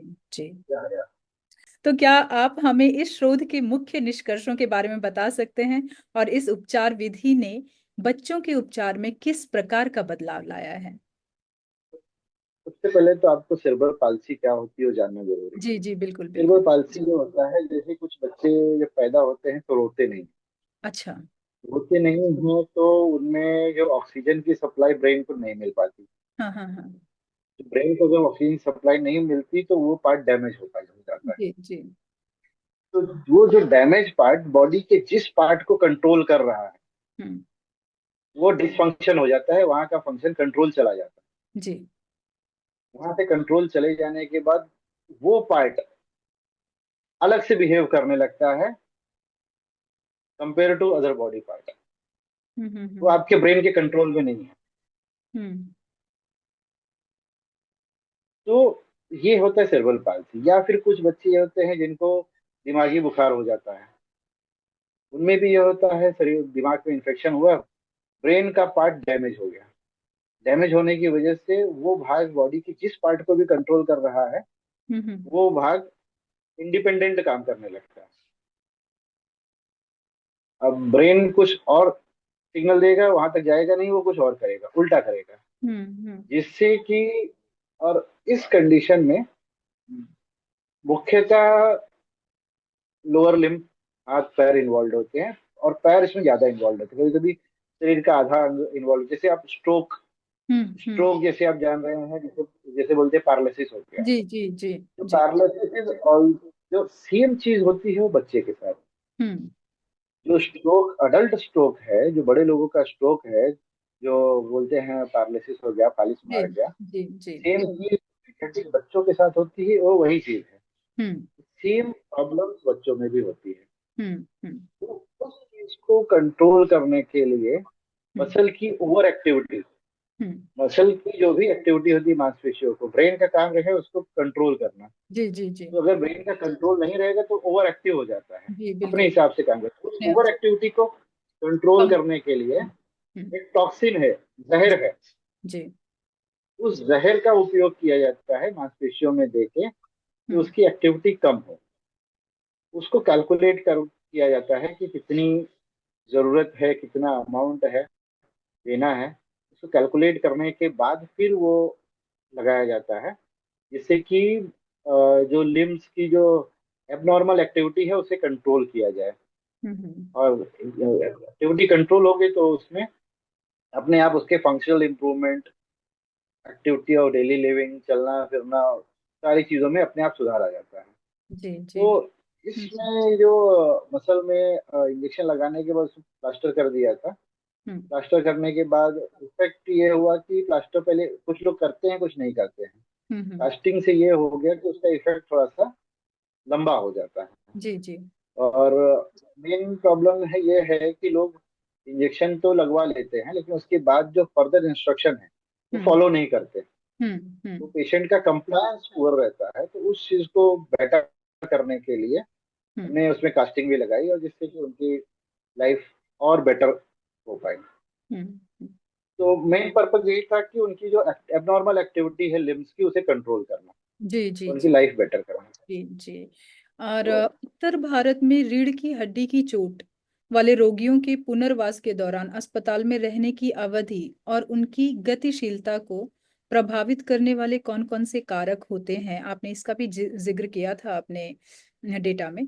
तो मैं जानना चाहती हूँ कि इसके बारे में कि रीढ़ की हड्डी की चोट, इस पर आपने कितना काम किया है और इसका क्या स्टेटस है। स्पाइनल कॉर्ड इंजरी बहुत इंडिया में बहुत कॉमन है। जी। हमारे उत्तर भारत में ये है कि लोग जो मैक्सिमम कॉज जो है उसको पेड़ से गिरना, छत से गिरना, और स्पोर्ट्स ये वालों, है। खेल कूद करते हैं। नहीं, जो गांव देहात में रहते हैं उनके लिए अच्छा अच्छा। वो पेड़ पे चढ़े हैं, आम के पेड़ पे चढ़े हैं, किसी ऊंचे पेड़ पे गिरे गए हैं। जी। मैक्सिमम रीजन यही है। या घर की छत पे खड़े हैं, 2-3 मंजिला इमारत है, क्योंकि हम्म उसमें बाउंड्री नहीं होती। हम्म। छत पे यूजली यहाँ का ट्रेंड है कि लोग गांव देहात में वो बाउंड्री नहीं बनाते छत पे। हम्म हम्म तो कभी होता है लोग जिनको सोते सोते चलने की आदत रहती है, कुछ मरीज ऐसे भी है जो सोते सोते चलते गए, गिर गए ऊपर से। तो अंधेरे ऐसे की भी वजह से बहुत सीढ़ियों सारे में पैर सरक गया और गिर लोगों गए। की हो जाती है, जी। क्योंकि सब वो बाउंड्री नहीं है। तो हम्म। उनको स्पाइनल कॉर्ड इंजरी हो जाती है। जी। एक बार इंजरी होने के बाद पहले तो वो अपना इलाज खुद ही करता है, उसी में 2-3 महीने निकाल देते हैं। हम्म अगर हॉस्पिटल में चला गया वहाँ, हम्म तो अगर प्रॉपर गाइडेंस मिली तुरंत, जी। तो वो सही जगह पे पहुंच पाता है। नहीं तो फिर यहाँ वहाँ भटकता रहता है। जब पहुंचा तो फिर आने के बाद उसमें, और उसमें ये क्या होता है, स्पाइनल कॉर्ड इंजरी होते ही हम्म जहाँ इंजरी हुआ है, जिस लेवल हम्म पे इंजरी, उसके नीचे का भाग पूरी तरह से पैरालाइज हो जाता है। हम्म नो मूवमेंट। हम्म। वहाँ समझ भी चली जाती है, पावर भी चली जाती है। तो पेशेंट बेड रिडन हो जाता है। हम्म। बेड रिडन होने के बाद उसके मल्टीपल प्रॉब्लम्स हो जाती हैं, बेड सोर हो जाते हैं। जी फिर ये भी उसी तरह एक्ट करता है जैसे सेरेब्रल पाल्सी का पार्ट एक्ट कर रहा है। जी। एबनॉर्मल मूवमेंट होने लगती है, अनकंट्रोल्ड मूवमेंट होने लगती है। हम्म। तो इन सारी चीजों में इंडिया में ये बेटर है कि फैमिली सपोर्ट करती है, हम्म रहते हैं। हम्म लेकिन ये होता है कि मरीज कब तक सपोर्ट करे। और ऐसे जैसे कंप्लीट स्पाइनल कॉर्ड इंजरी हो गई, हम्म। तो ऐसे में उनका आउटपुट काफी पुअर रहता है कि उनमें रिकवरी के चांसेस लगभग ना रहते हैं। जिसमें इनकम्प्लीट हो उसमें कुछ इम्प्रूवमेंट आ जाती है। तो जी। जिनमें इम्प्रूवमेंट आती है और जिनमें नहीं भी आती है, जिनमें नहीं आती है तो व्हील चेयर बाउंड रहेंगे। क्योंकि यहाँ भी देखिए, बैरियर फ्री इन्वायरमेंट, पेशेंट की मोबिलिटी के लिए हम्म उसको एक स्थान से दूसरे स्थान पे जाने के लिए उसे पैर की जरूरत नहीं है। हम्म अगर हम उसको व्हील चेयर प्रोवाइड कर दें, कार प्रोवाइड कर दें, तो एक स्थान से दूसरी जगह जा सकते हैं। लेकिन लोगों के माइंड में ये सेट कर गया है कि किसी भी चीज को यहाँ से वहां जाने के लिए, व्यक्ति को यहाँ से वहां जाने के लिए पैर की जरूरत है। जी। पैर की जरूरत नहीं है। जी। दे जी। Required a device which device. can help to assist them to reach their goal। Correct correct. तो और उस उसके पाथ की भी जरूरत है कि वो उसके डिवाइस वहां उस पाथ पे चल सके, क्योंकि वो नॉर्मल रोड पे तो नहीं चलेगा, उसके लिए एक अलग से रोड बनानी पड़ेगी, जो कि ये सरकारी काम है। नॉर्मल उस वो डिवाइसेस ऐसे हैं। व्हीलचेयर आजकल मोटराइज व्हीलचेयर आ गए हैं। इवन गवर्नमेंट भी प्रोवाइड कर रही है, स्कूटर आ गए हैं जो हम्म नॉर्मल रोड पे भी व्यक्ति चल सकता है। हम्म मोटराइज व्हीलचेयर है, इलेक्ट्रिक व्हीलचेयर है। वो हम्म काफी एडवांस हो गए, जिससे मरीज खुद अ, अपना खुद सेल्फ ड्राइव कर सकता है। और कुछ प्रॉब्लम आती है उसके घर के अंदर मॉडिफिकेशन, हम्म कि जहाँ उसकी व्हीलचेयर ना पहुंच पाए। हम्म जैसे यहाँ ट्रेडिशन है कि घर में घुसने के पहले एक ऊंची डेहरी होनी चाहिए, वो एक बैरियर है। सीढ़ी हम्म होनी चाहिए, वो एक बैरियर है। That can be modified. सीढ़ी की डेफिनेट। जगह पे रैंप रैंप रैंप मॉडिफाई किया सकता है, जिससे वो उसकी व्हीलचेयर जा सके। बिल्कुल। फिर जैसे उसको टॉयलेट बाथरूम जानी है तो घर के अंदर हो, जी जिसके जी। अंदर बाहर है घर के अंदर हो। अगर है तो इंडियन स्टाइल में नहीं बैठ सकता है तो वेस्टर्न स्टाइल का टॉयलेट होना ट्रू चाहिए। ट्रू। उधर साइड में रेलिंग बार होने चाहिए, जिसे वो होल्ड करके अपने आप को ट्रांसफर कर पाए। हम्म। तो दे आर मल्टीपल थिंग। तो आपको वो बैरियर को फाइंड आउट करके उस बैरियर को अपने खत्म करना है। सेटल करना है। True. Environmental, these are environmental barrier. Hmm उस चीज को खत्म करना है। हम्म, और साथ में उस व्यक्ति को, जो वो प्रीवियस जॉब में अगर जा सकता है, तो उधर वहां उसको अकोमोडेट करना है जी जी। उसके हिसाब से, या फिर जिसको हम अकोमोडेट नहीं कर सकते तो उसको अगर जॉब चेंज कराना है, हम्म, जॉब चेंज कराने के बाद बारे में उसको ट्रेनिंग दी जा सकती है, depending on his educational level, financial status, familial support. इन चीजों को ध्यान में रखते हुए उसकी वर्क इन्वायरमेंट और वर्क कल्चर को मॉडिफाई करके उसको अर्निंग मेंबर बनाना चाहिए। जी जी, बिल्कुल सही और कह। उसको काफी संस्थाएं रहती हैं, वो मदद करती ही हैं। और गवर्नमेंट ने भी काफी ऐसी जॉब्स निकाली होंगी कि जहां पर उनको मतलब एज अ सिटीजन वो अप्लाई कर सकते हैं और अपने अपना रोजमर्रा का काम, मतलब जो भी उनका कार्य है, सैलरी वगैरह ले सकते हैं और अपने खुद को इंडिपेंडेंट रख सकते हैं। जी हर हर जगह हर गवर्नमेंट ने 1% रिजर्वेशन दिया है इन ऑल द जॉब्स। जी जी, हर क्षेत्र में, हर हर क्षेत्र क्षेत्र में 1% रिजर्वेशन है। में। जी और इवन जो बच्चे हैं उनके लिए architectural free barrier, barrier free environment, schooling, सारी चीजों की व्यवस्था करने की जिम्मेदारी गवर्नमेंट के साथ साथ इंस्टीट्यूशनल हेड को है। और उनको ऑर्डर दिए गए हैं कि आपको ये मॉडिफाई करना है। करना है। तो आई फील कि further coming 10 years, when you come, you'll see all the barrier free environment for all disabled ये family एक और सवाल मैं ये people. जानना चाहूंगी कि डॉक्टर सुधीर, जब मतलब ऑपरेशन हो गया, वो सेटल भी हो गया, he was started his job accordingly, like device मिल गई उसे और वो इंडिपेंडेंट होने की कोशिश कर रहा है, फिर एक चीज आती है इन्फेक्शन, जो एक सडन शुरू होता है या किस कारणवश शुरू होता है कि फिर से वो उसी पोजीशन में जाने लगता है, जो कि जिससे वो निकलने की कोशिश कर रहा है। तो इस कार्य मैंने काफी सारे ऐसे पेशेंट देखे हैं कि वो उबरते हैं, चीजें सही चलने लगती हैं, एज अ डिवाइस लेकर वो अपना काम भी शुरू कर देते हैं, लेकिन फिर कुछ ऐसा इन्फेक्शन होता है कि वो फिर अपनी जान गंवा देते हैं। तो इस मैटर पे आपके क्या विचार हैं? इस चीज के लिए उन्हें रिकरेंट डॉक्टर काउंसलिंग जी। काउंसलिंग जरूरत है, रेगुलर फॉलोअप की जरूरत है। फॉलोअप का प्रोटोकॉल है, उस हम्म प्रोटोकॉल को उन्हें फॉलो करना है, भले ही उनको बीमारी हो नहीं हो, हम्म क्योंकि एक्चुअली उनको सेंस नहीं है। हम्म उस पार्ट का सेंस चला गया है, उन्हें उस पार्ट से फीडबैक नहीं आ रहा है। हम्म उस पार्ट को अगर काट भी देंगे तो भी इन्हें पता नहीं चलेगा। तो हम्म। वो बॉडी का पार्ट है, बट वो अलग तरह से बिहेव कर रहा है। वो नहीं समझ पा रहा है, मरीज नहीं समझ पाएगा, हम्म तो डॉक्टर ही समझ पाएगा। हम्म हम्म। तो उन्हें टाइमली इस चीज के लिए कंसल्ट करना बहुत जरूरी है, वो कंसल्ट करते रहेंगे। जी। तो because doctor is knowing the fact कि हाँ, उन्हें भविष्य में क्या प्रॉब्लम हो सकती है। हो सकते हैं, ट्रू। तो हम्म। वो अगर रेगुलरली आएंगे तो उसमें कोई समस्या नहीं होती। ये this is the part of neglect from the part of patient as well as care taker. जी जी उनके जी। पार्ट से मतलब इसमें ये समझ वो लेते हैं दे कि हम नॉट पूरी तरह फॉलोइंग। से इंडिपेंडेंट हो गए हैं, लेकिन फिर भी कहीं ना कहीं उन्हें केयर की जरूरत होती है, क्योंकि वो पार्ट पूरी तरह से अभी ठीक नहीं हुआ है। सो मेडिकल जो है, वो चीज तो चलती ही रहेगी उनकी। वो ठीक हो ही नहीं सकता। जी जी। वंस डिफॉर्मिटी अकर्ड, एक हम्म बार बॉडी में डिफॉर्मिटी हो गई, हम्म। तो दैट इज परमानेंट। नो जी। चेंज, फर्दर फर्दर चेंज उसमें इम्प्रूवमेंट एक लेवल तक होगी, but it can't be 100%। Correct this correct. Can reach to 80%, but 20% जो डेफिसिट है, हम्म। उस चीज को टैकल करने के लिए he has to follow the doctor. Correct there is correct. No alternative. Hmm. There is no alternative. जी जी। तो पुराने घावों में घातक परिवर्तन को लेकर प्रकाशित अध्ययन किस पत्रिका में प्रकाशित हुआ था और इनका मुख्य निष्कर्ष क्या था? ये जो मलिग्नेंट चेंज वाला एक पेपर था, ये इसमें Indian journal of physical medicine rehabilitation में पब्लिश हुआ है।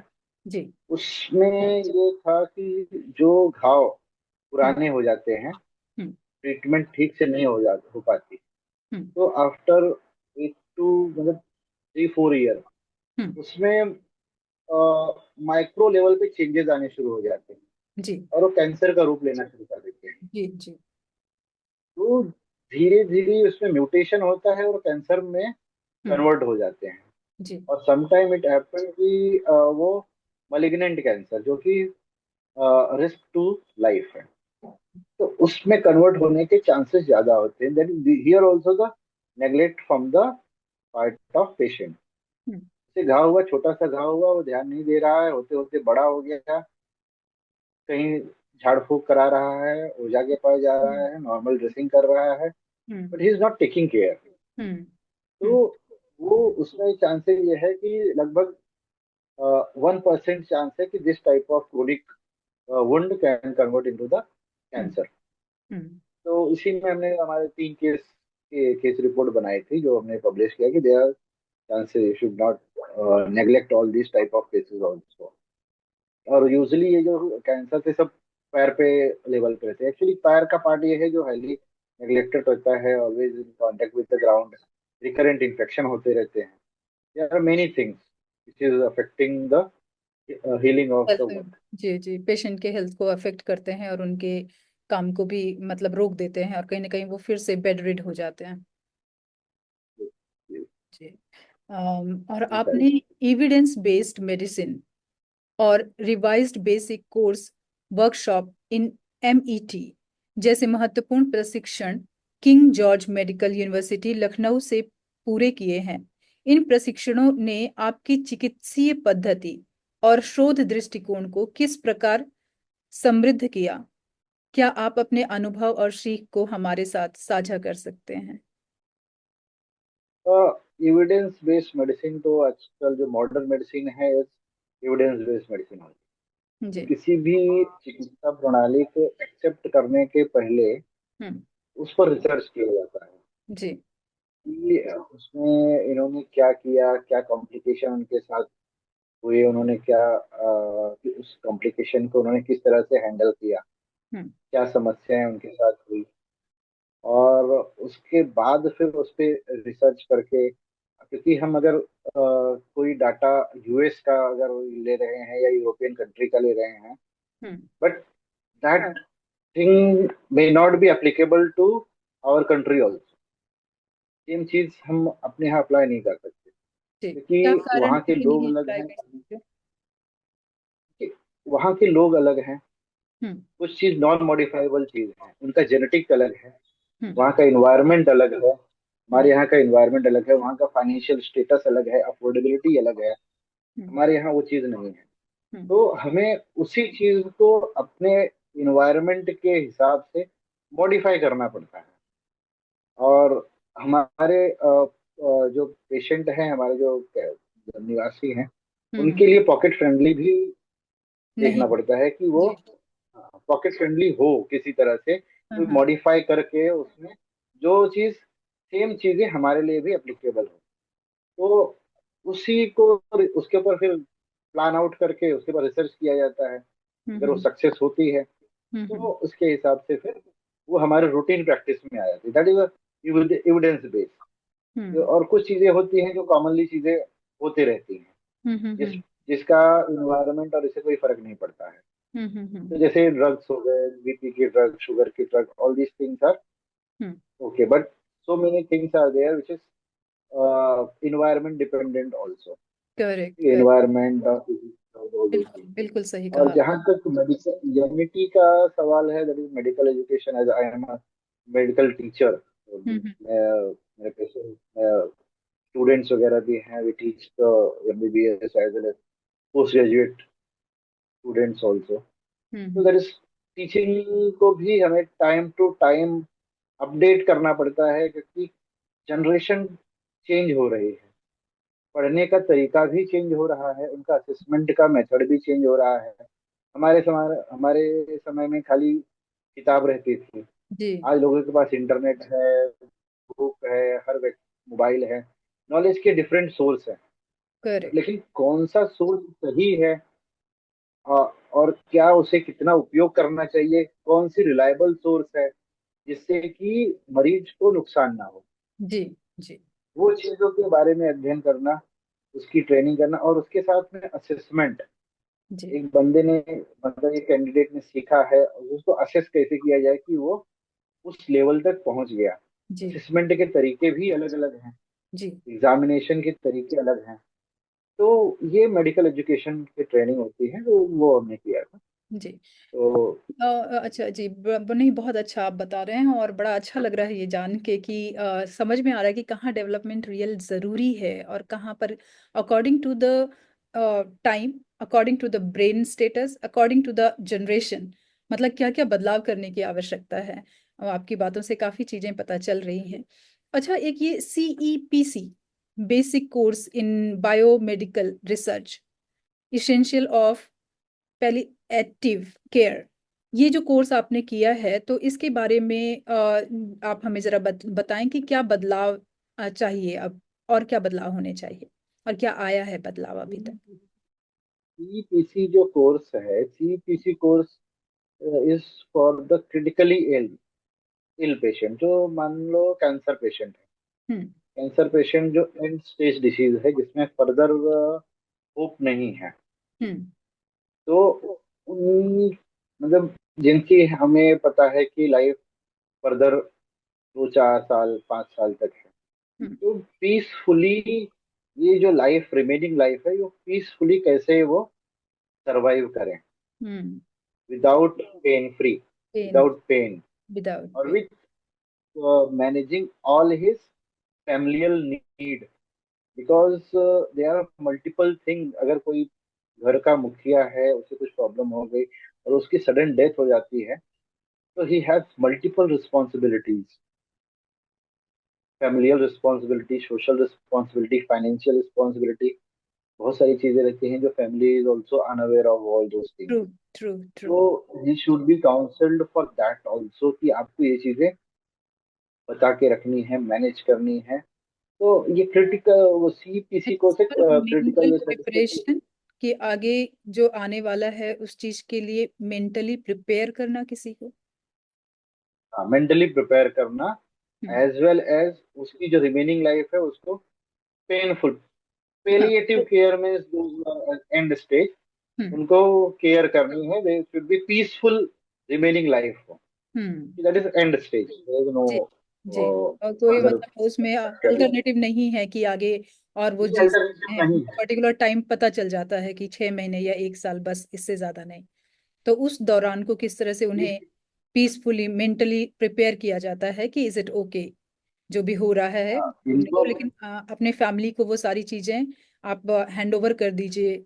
और किस तरह से हैंड ओवर करना है ताकि उन्हें फैमिली को भी ज्यादा प्रॉब्लम ना हो। तो it is like a counselling, mentally counselling for both the two the family, counselling for the patient. Yes, hmm. Yes, as well as the physical care of the patient, कि उसको क्या क्या प्रॉब्लम आ रही है, उस चीज को कैसे टैकल करना है। टैकल करना है। जैसे मल्टीपल कुछ प्रॉब्लम रहेगी, संस्थाएं यूटीआई हैं होगी, ऐसी जो, शोर होंगे। जी, जी, कुछ संस्थाएं हैं जो इसमें इन्वॉल्व होती हैं वॉलंटियरिंग, मतलब जैसे उनके लिए बाल बनाना, या उनके लिए कुछ इस तरह के गेम बनाना जो कि वो इंजॉय कर सकें, या कोई ऐसा कार्य उनको सौंपना जो वो कर रहे हों और जिससे उनकी मेंटल हेल्थ अच्छी हो सके। संस्थाएं हैं, बट यार लोकल संस्थाएं ही हैं बेटर। मुझे लगता है बेटर ये है कि फैमिली काउंसलिंग की जाए। सबसे बड़ा सपोर्ट तो फैमिलियल है हर चीज में, संस्थाओं को इन्वॉल्व रहने की कोई आवश्यकता नहीं है। हम्म। फैमिली, जहाँ तक इंडिया का सवाल है, हम्म। जैसे जॉइंट फैमिली का इशू रहता है, और हम्म। मतलब इंडिया में कोई भी व्यक्ति रहा लेकिन वो सोशल रहता है, हम्म। उसके आसपास के इन्वायरमेंट में अगर वो चीजें बता दी जाए, हम्म। तो they can live better, better life.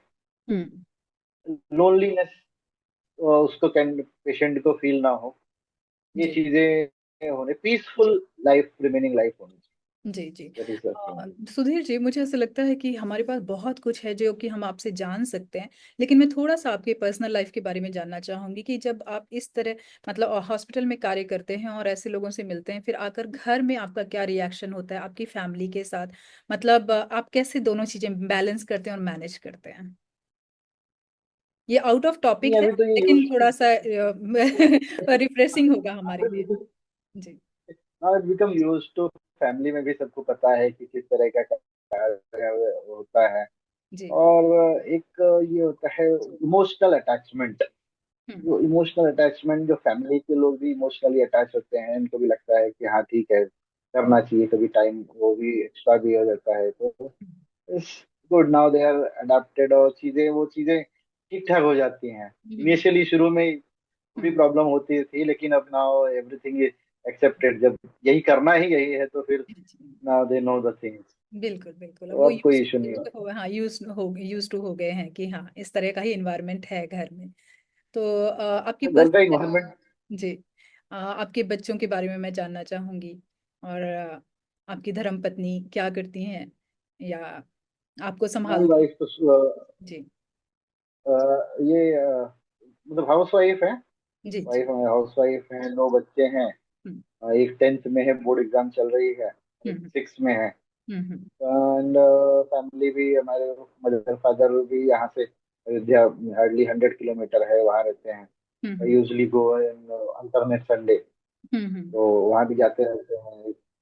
Try to take care of both the things, क्योंकि वो उनको यहाँ रहना वो नहीं लगता कि वो मुझे get different type of environment there. तो हम्म। वहाँ का इन्वायरमेंट उनको पसंद है, हाँ, ठीक है। जी। समटाइम आते हैं महीने में हम्म 2 4 दिन 5 दिन के लिए, फिर उनको हम छोड़ देते हैं। तो इसे होते रहता है, हम्म। मैनेजेबल। शुरू में तकलीफें होती हैं, but now everything is accepted.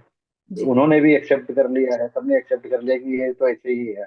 जी जी। और हैव टू हो एक्सेप्ट ही द थिंग। जाता है, वो धीरे धीरे आ ही जाता है फैमिली में।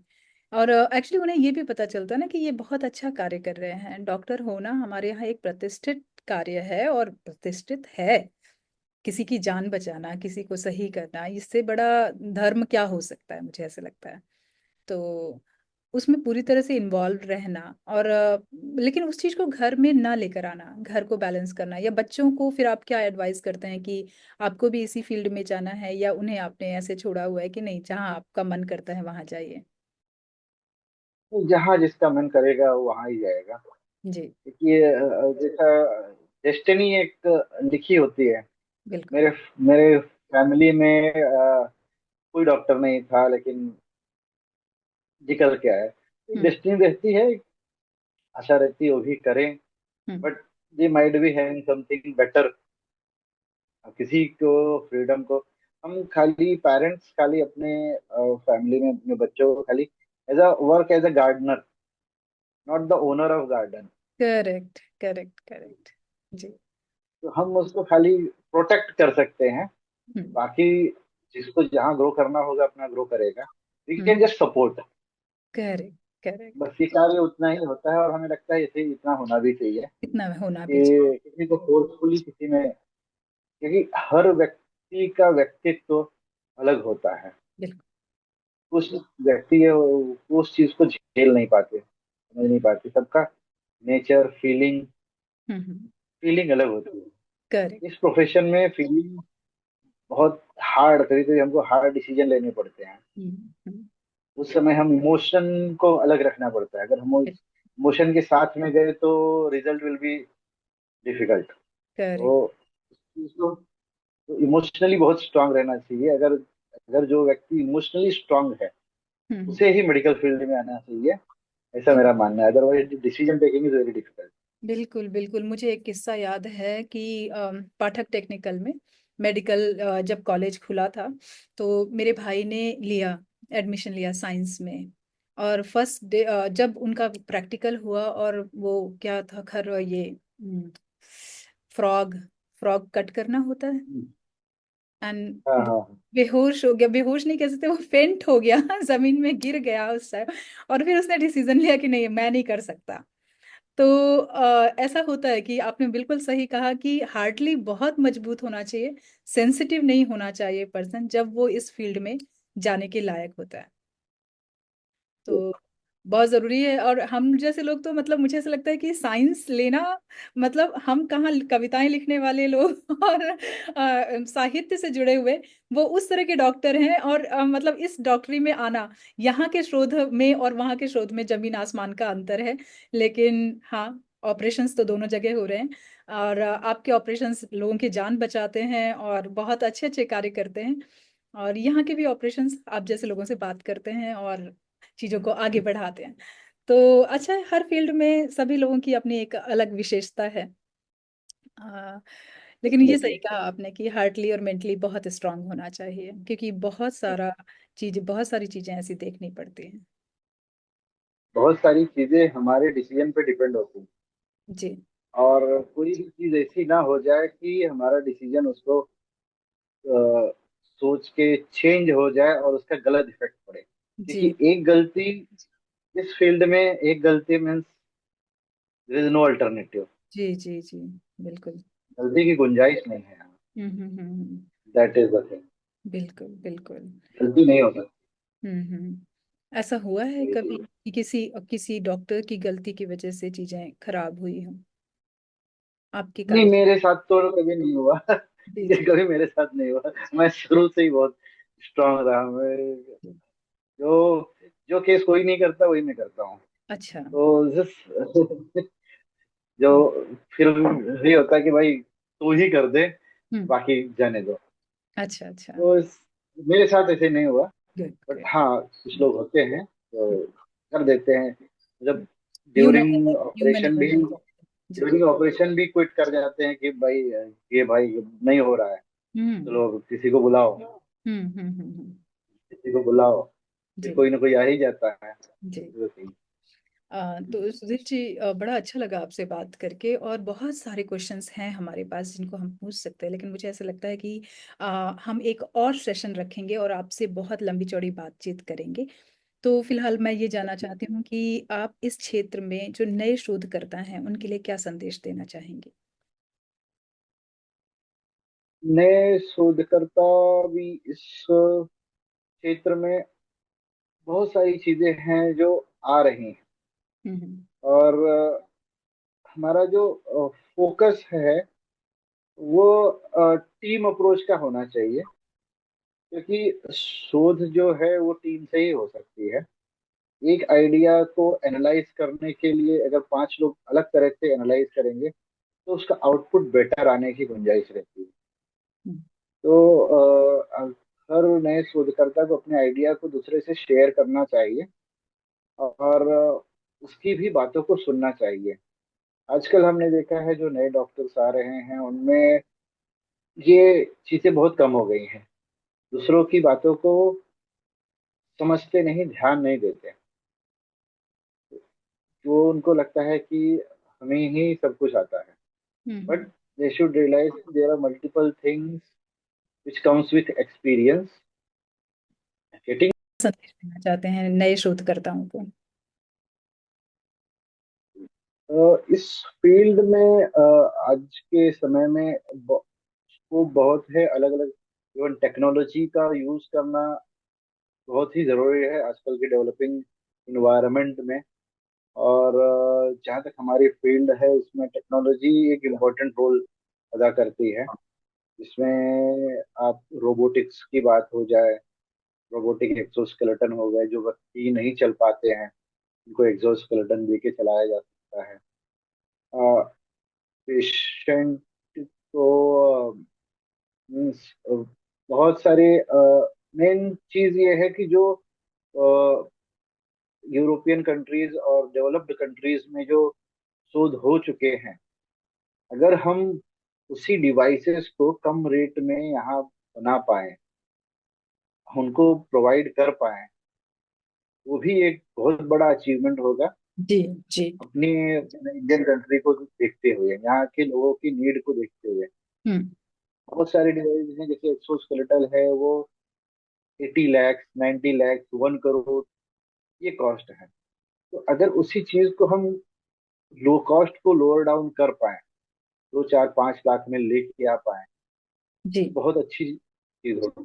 जैसे एम्पुटेशन है, हाथ पैर किसी के कट गए, उसके जो आर्टिफिशियल लिम्ब है, that comes in 10 lakh, 50 lakh. तो उस चीज को अगर हम डाउन कर रहे, रेट कट डाउन कर पाए, तो भी एक बहुत बड़ा अचीवमेंट होगा। बहुत शोध करने की जो है उसी को अब रेट कटिंग कर पाए, वो भी एक बहुत ही इम्पोर्टेंट टास्क है। नया करने की जगह भी जो है एग्जिस्टिंग उसी को अच्छा बेटर कर जी लें। जी। बाकी नए करने के लिए तो आपको मल्टीपल चीजें हैं। जैसे रीजनरेटिव थेरेपी में चीजें आ रही हैं, जो डैमेज पार्ट को कैसे रीजनरेट किया जाए। जैसे स्टेम सेल की बात हो रही है, स्टेम सेल भी ट्राई किए जा रहे हैं day by day, but success rate कम है। बट कुछ चीजों में स्टेम सेल भी इफेक्टिव हुआ है, जैसे ब्लड कैंसर वगैरह में ब्लड कैंसर में स्टेम सेल इफेक्टिव है। But research is always is continuous process, उसका कोई एंड नहीं है। आपको एंड। लगेगा कि आज ये चीज हमने अचीव कर ली, वो उससे भी अगले ही बेहतर पल वो चीजें। पुरानी हो गई। जी जी, बिल्कुल बिल्कुल सही कहा आपने। और बहुत सारे क्षेत्र हैं जहां पर आप चीजों को बदलते हुए देख सकते हैं। जैसे आपने उंगलियों वाली बात की, तो जिस तरह से पहले ऐसा होता था कि प्लास्टिक की उंगलियां पहनना ये काफी डिफिकल्ट टास्क होता था, लेकिन अब वो जिस तरह का मटेरियल यूज कर रहे हैं, जितनी नई टेक्नोलॉजी का यूज कर रहे हैं, तो वो समझ ही नहीं आता कि किसी ने आर्टिफिशियल उंगलियां लगा रखी हैं। जी। Although the silicon silicon based जो उंगलियां आ रही हैं, बिल्कुल। कॉस्मेटिकली, अगर हम फंक्शनल इंप्रूवमेंट नहीं दे पा रहे, कम से कम कॉस्मेटिक भी दिए हाँ। तो भी बहुत मैटर करता है, specially for the ladies. Correct correct. बहुत स्पेशली फॉर मैटर द करता है। और लेडीज। इवन अभी बहुत सारे हमने जो जैसे देखा है कि जो लोग जैसे जिनके पैर नहीं होते हैं, तो उनके लिए इस तरह की डिवाइस बनाई गई है कि वो बकायदा चल पा रहे हैं, स्पोर्ट्स कर पा रहे हैं, जिम कर पा रहे हैं। जी, तो ये एक बहुत बड़ा अचीवमेंट है मेडिकल फील्ड में। बहुत बड़ा अचीवमेंट है। आप इसके चेंजेस जो दिव्यांग हैं, जब हम इतना डिस्कशन कर लिए इसके ही, आप एग्जाम्पल देख सकते हैं ओलंपिक में भारत का परफॉर्मेंस। जी जी जी, 2000 सबसे बड़ा उदाहरण है। पैरा ओलंपिक, हम्म। पैरा ओलंपिक 2000 के समय, 2003-4, उस समय हमारे पास, हमारे लोग पार्टिसिपेट ही नहीं करते कर हम्म। पाते थे, तो कोई मेडल नहीं आया। उस समय हमने 29 मेडल्स लेके आए जी जी। पैरा ओलंपिक में। Correct. That itself the story कि how the world is changing, India is changing। बिल्कुल बिल्कुल। तो ये शोध कार्य जो आप कर रहे हैं, आपकी इंस्टीट्यूट कर रही है, तो मैं ये थोड़ा जानना चाहूंगी कि आप जब आपने ये फील्ड ज्वाइन की, जब आप लखनऊ पहुंचे सब कुछ करने के बाद, तो आपको लग रहा था कि आपकी जर्नी इस तरह की होगी, या आपने कुछ और सोचा था और आप जर्नी जैसे मतलब बहते हुए पानी में बस बहते चले गए और आप यहाँ पहुंच गए? नहीं, एक बार बहते हुए पानी में चले गए तो फिर चले गए, अच्छा। फिर उसमें यहाँ वहाँ डाइवर्ट होने के, क्योंकि जब इंटरेस्ट किसी चीज में डेवलप हो जाता है जी तो फिर यहाँ वहाँ देखने की कोई जरूरत नहीं है। जी। तो ऑलरेडी मैंने जब पीजी कर रहा था उस समय हमने डिसाइड कर लिया मुझे यही करना यही करना है। अच्छा, कुछ है। केसेस ऐसे भी हैं जो मैंने देखे हैं अभी, कि समझिए 25 साल का एक इंसान है और एक्सीडेंट होता है और मेंटल कंडीशन ऐसी हो जाती है कि वो व्हील चेयर में आ जाता है, और वो फंक्शनली जो बॉडी पार्ट्स हैं वो भी फंक्शन करना मतलब स्लो हो जाता है, और मेंटल कंडीशन भी उनकी काफी ऐसी हो जाती है कि अब वो कार्य नहीं कर पा रहे हैं, ना वो बराबर से बोल पा रहे हैं, ना ये कर पा रहे हैं। तो जब उनसे बात की गई तो उनके जो पेरेंट्स थे उन्होंने कहा कि हमने बहुत जगह दिखाया, बहुत सारी ट्रीटमेंट करवाई, लेकिन वो ये कह रहे हैं कि अब इसके आगे कोई ट्रीटमेंट नहीं हो सकता, वो उस कंडीशन में नहीं आ सकता जैसा वो पहले था।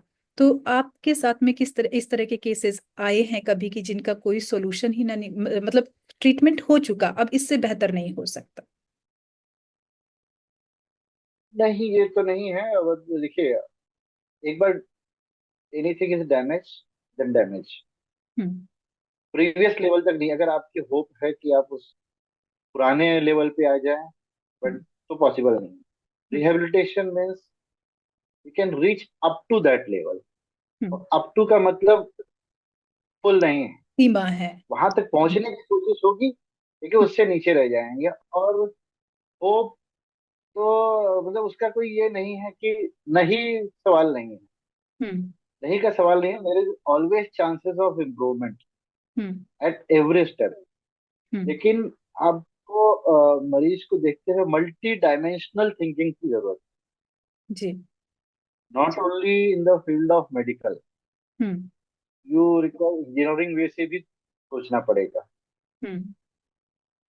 हम्म। अगर कैंडिडेट सरवाइव कर रहा है, सांस ले रहा है, उसका ब्रेन चल रहा है, हम्म। तो ही कैन परफॉर्म। ही ये कैन। मेरा मानना है, जी जी। He can perform. हाँ। उस लेवल तक नहीं आ पाएगा, but hmm. We can try to bring that, कुछ ना कुछ तो बेटर हो पाएगा। इस पेशेंट को independent, he should not be dependent on the other ही। अगर वो व्यक्ति अपना खुद का कार्य, खाना पीना, बाथरूम, टॉयलेट, बिस्तर पे जाना, बाहर आना, इतना भी कर ले रहा है, सेल्फ डिपेंडेंट भी बन जा रहा है, hmm. That also big achievement. Big achievement, big achievement. Ji.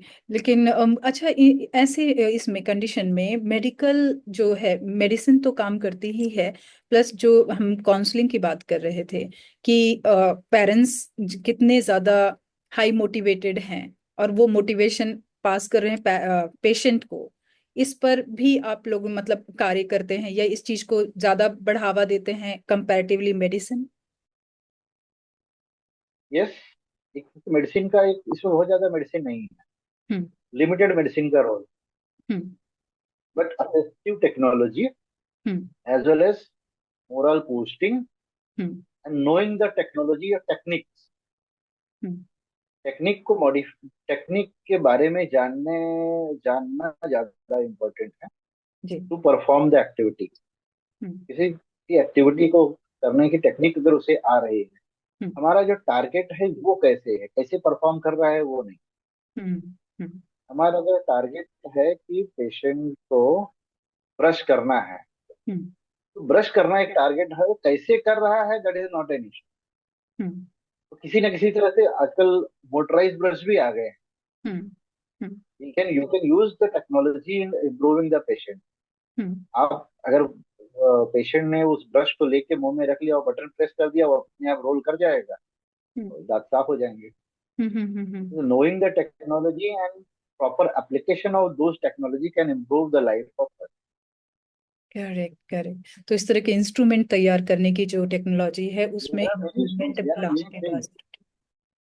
Ji. There are many things to improve the function as well as improve the health condition of the person. Correct. One should not be dependent only on the drugs. Correct. Drugs का role बहुत ही limited बिल्कुल, बिल्कुल, है। Alternative तो ढूंढना ही पड़ेगा क्योंकि और अदर सोर्स क्या हैं जो ज्यादा अच्छे से कार्य कर सकते हैं और वो पर्सन इंडिपेंडेंट बन सकता है। जी। बन सकता है, बन सकता है। Correct, correct. जी। चलिए, इंडिपेंडेंस की परिभाषा, जी बताएं। इंडिपेंडेंस की परिभाषा एक अलग है। जी। इंडिपेंडेंस सेल्फ इंडिपेंडेंट, वो किसी और के ऊपर डिपेंडेंट ना रहे, हम्म। ये परिभाषा है। हम्म। किसी टास्क को कैसे कर रहा है और लक्ष्य पे कैसे पहुंच रहा है, जी। वो इम्पोर्टेंट है। वो इम्पोर्टेंट है। कैसे पहुंच रहा है, किस रास्ते से पहुंच रहा है, that is a different. Correct, correct. Everest पे चढ़ना है, that should be the target. Correct. कैसे चढ़ रहा है, डिफरेंट वे।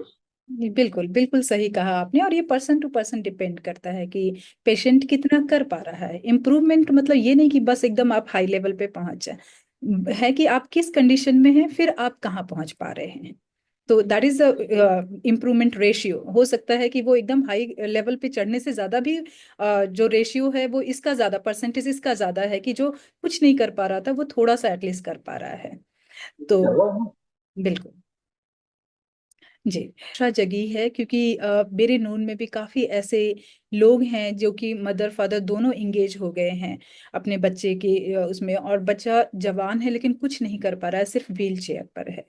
और 10 साल से इलाज हो रहा है परंतु वो अभी भी उस लेवल पे नहीं पहुंचे हैं कि वो इंडिपेंडेंट हो पाए। हो सकता है कुछ चीजें वो कर लेता हो, लेकिन काफी चिड़चिड़ापन, काफी चीजें ऐसी आ चुकी हैं कि जो कि पेशेंट को और डिमोरलाइज करती हैं।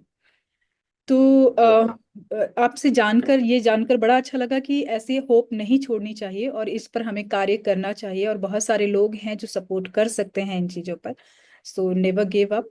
और मैं ऐसे लोगों से जो भी अगर हमारे इंटरव्यू को सुनेंगे और ये समझेंगे कि ये काम करता है मोरली एंड प्लस फिजिकली और मेडिकल एंड स्पिरिचुअलिटी, दोनों चीजें मिला करके अगर हम काम करें तो ये काफी बेहतर जिंदगी बना सकता है ऐसे लोगों की जिनके ऊपर हम बात कर रहे हैं, चर्चा कर रहे हैं। आप कुछ कहना चाहते हो तो आप बताएं। आप अपना कोई ऐसा अनुभव जो इतने एक्सपीरियंस मतलब इतने सालों का कोई ऐसा अनुभव जो रियली आपकी लाइफ को परिवर्तित कर गया हो, आपके सोचने के तरीकों को बदल गया हो। मुझे लगता है यही मेरी फील्ड ही है। जी। I was not knowing about this field, अच्छा। आने के बाद सब कुछ चेंज हो गया। अच्छा, तो हर एक एक चमत्कार मुझे आपके पता ही सामने नहीं चला। खुलते रहे। जी। इस फील्ड ये this field is totally different. अच्छा। और there are so many things, so many, there are lot of things are there to improve, day by day improvement होने की वजह से। तो ये तो फील्ड ही चेंज कर दिया है उसने, सब कुछ चेंज कर दिया है। हम्म। तो एक अलग तरह का वर्क है कंपेयर जो हमने शुरू में बचपन में और यंग होते होते जो देखा था, इज टोटली डिफरेंट। हम्म। उनका पर्सपेक्टिव और हमारा perspective, thinking toward the patient is different. जी जी। हमारा पर्सपेक्टिव ये है कि पेशेंट इंडिपेंडेंट, ना नॉट कि पेशेंट को हम पेशेंट को आपको देखना है, हम्म ना कि उसकी बीमारी को देखना है। हम्म हम्म। आपको पेशेंट को ट्रीट करना है। जी जी। और पेशेंट के अंदर they are multiple thing along with the disease, बीमारी के साथ में और भी बहुत सारी चीज। उसमें चीजें हैं, और वो सारी चीजों पे वर्क करना है। और मुझे लगता है इस तरह से वर्क करेंगे तो सबकी जिंदगी बेहतर बन अच्छी जाएगी। रहे। अच्छी रहेगी। इसमें आने जी के बाद मुझे लगा कि बस अगर कुछ भी हो जाए तो हम तो इंडिपेंडेंट कर ही लेंगे खुद को। जी जी बिल्कुल। सही बात है। एंड बहुत बहुत सही संदेश दिया आपने हमारे जो शोधकर्ता हैं नए बच्चे। एक और सवाल अभी अभी जस्ट मेरे दिमाग में कौंधा है कि एआई का रोल जो है, जैसे रोबोट ऐसे तैयार हो रहे हैं जो कि ऑपरेशन कर रहे हैं, और तो इस आपकी मेडिकल फील्ड में लखनऊ स्टेट में अभी तक इनका क्या रोल है? क्या आपने उनको देखा है? अभी कार्य करना उन्होंने शुरू कर दिया है एआई ने? एआई का भी तो बहुत ज्यादा नहीं है, बट रोबोटिक सर्जरी तो चालू हो गई है। जी। हमारे इंस्टीट्यूट में ही रोबोटिक सर्जरी स्टार्ट हो गई है। हम्म इवन लखनऊ में मुझे लगता है 4-5 इंस्टीट्यूट हैं हम्म जो where they robotic surgery. But hmm application of AI, उसका भी फिजिकल एप्लीकेशन अभी तक नहीं आया है। But hmm. Theoretical application by knowledge sharing and all those thing, study purpose से इसका बहुत यूज हो रहा है। बट फिजिकल उसके आउटपुट अभी आने बाकी है। जी जी। तो even in the field of medical, क्योंकि मेडिकल फील्ड में कोई भी टेक्नोलॉजी ऐड करना मीन्स किसी की लाइफ के साथ मॉडिफिकेशन करना। जी जी जी। तो उसी भी चीज को यूज करने के पहले बहुत ही रिसर्च करने के बाद ही, बाकी इंजीनियरिंग वगैरह वो तो नॉन लिविंग थिंग पे वर्क करते हैं। हम हम्म। लिविंग पे वर्क करते हैं, तो कोई भी चीज को अप्लाई करने के बाद पहले 1000 बार सोचना है कि नो हार्म, पेशेंट को किसी को नुकसान ना हो। हम्म भले ही चीज से फायदा ना हो, बट मुझे नुकसान हम्म। नहीं होना चाहिए। जी जी तो ये चीज अभी प्रैक्टिकली नहीं आया है। जी जी। काउंसलिंग पॉइंट ऑफ व्यू से हो रहा है, लोग यूज कर हम्म रहे हैं, but hmm. Yet to be. जी जी बिल्कुल। अगर आ भी जाएगा तो उसे प्रॉपर तरीके से डील कर लेना, मतलब आपको क्या लगता है कि नुकसान होगा या फायदा होगा?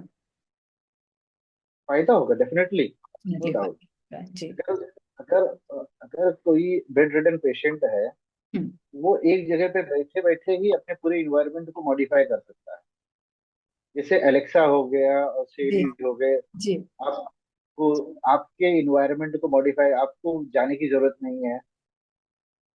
घर में लाइट ऑन डॉक्टर्स को करना है, जाने की सिर्फ जरूरत नहीं है, रिमोट। आजकल ऐसे इक्विपमेंट्स आ गए हैं कि डॉक्टर्स मशीनों के थ्रू पेशेंट के पास पहुंच जा रहे हैं। ये जी। तो ये ये सारी काफी, चीजें हैं। तो ये डेवलपमेंट तो चलता चला वंस इट कम्स है टू, और आगे होता चला जा रहा है। जी तो होगा ही होगा। जी। एंड अगर किसी को लगता है कि इससे आने से नुकसान हो जाएगा, किसी का नुकसान होगा, तो किसी का नुकसान नहीं होगा। नहीं नहीं, वो तो आपके लेने के ऊपर है कि आप किस तरह से इसे हैंडल तो करते हैं। definitely तो अगर आप अपने को इम्प्रूव नहीं करोगे तो समाज आपको खत्म कर देगा, टेक्नोलॉजी खत्म कर देगी। यू हैव टू बिल्कुल, एक्सेप्ट इट। टेक्नोलॉजी एक आग की तरह है कि it's a good servant, but अगर वो लीडर बन गया तो फिर प्रॉब्लम हो जाएगी। तो लीडर नहीं हो सकता, वो नहीं हो, लीडर हो ही नहीं सकता जी अनटिल अनलेस आप अपने आप को अपडेट ना करो। जी जी बिल्कुल बिल्कुल, तो उसे सर्वेंट रखना ही ज्यादा बेहतर है। तो जी जी। बिल्कुल सही कहा सुधीर जी। और बड़ा अच्छा लगा डॉक्टर सुधीर आपसे बात करके, आपसे मेडिकल के फील्ड के बारे में जानकर, और ऐसे लोग जो दिव्यांग हैं उनकी आशाएं और इच्छाओं के बारे में जानकर, उनके ट्रीटमेंट के बारे में जानकर। और आगे भी हम आपसे चर्चा करते रहेंगे। हमारी आशा है कि आप अपनी फील्ड में काफी तरक्की करें, आपके घर के परिवार के सभी लोग आपको आपसे मतलब प्राउड महसूस करें, आप पर गर्व महसूस करें। तो चलते हैं। Thank you. जी, नमस्कार। फिर मिलते हैं। शुभ नमस्कार। रात्रि। जी। Thank you.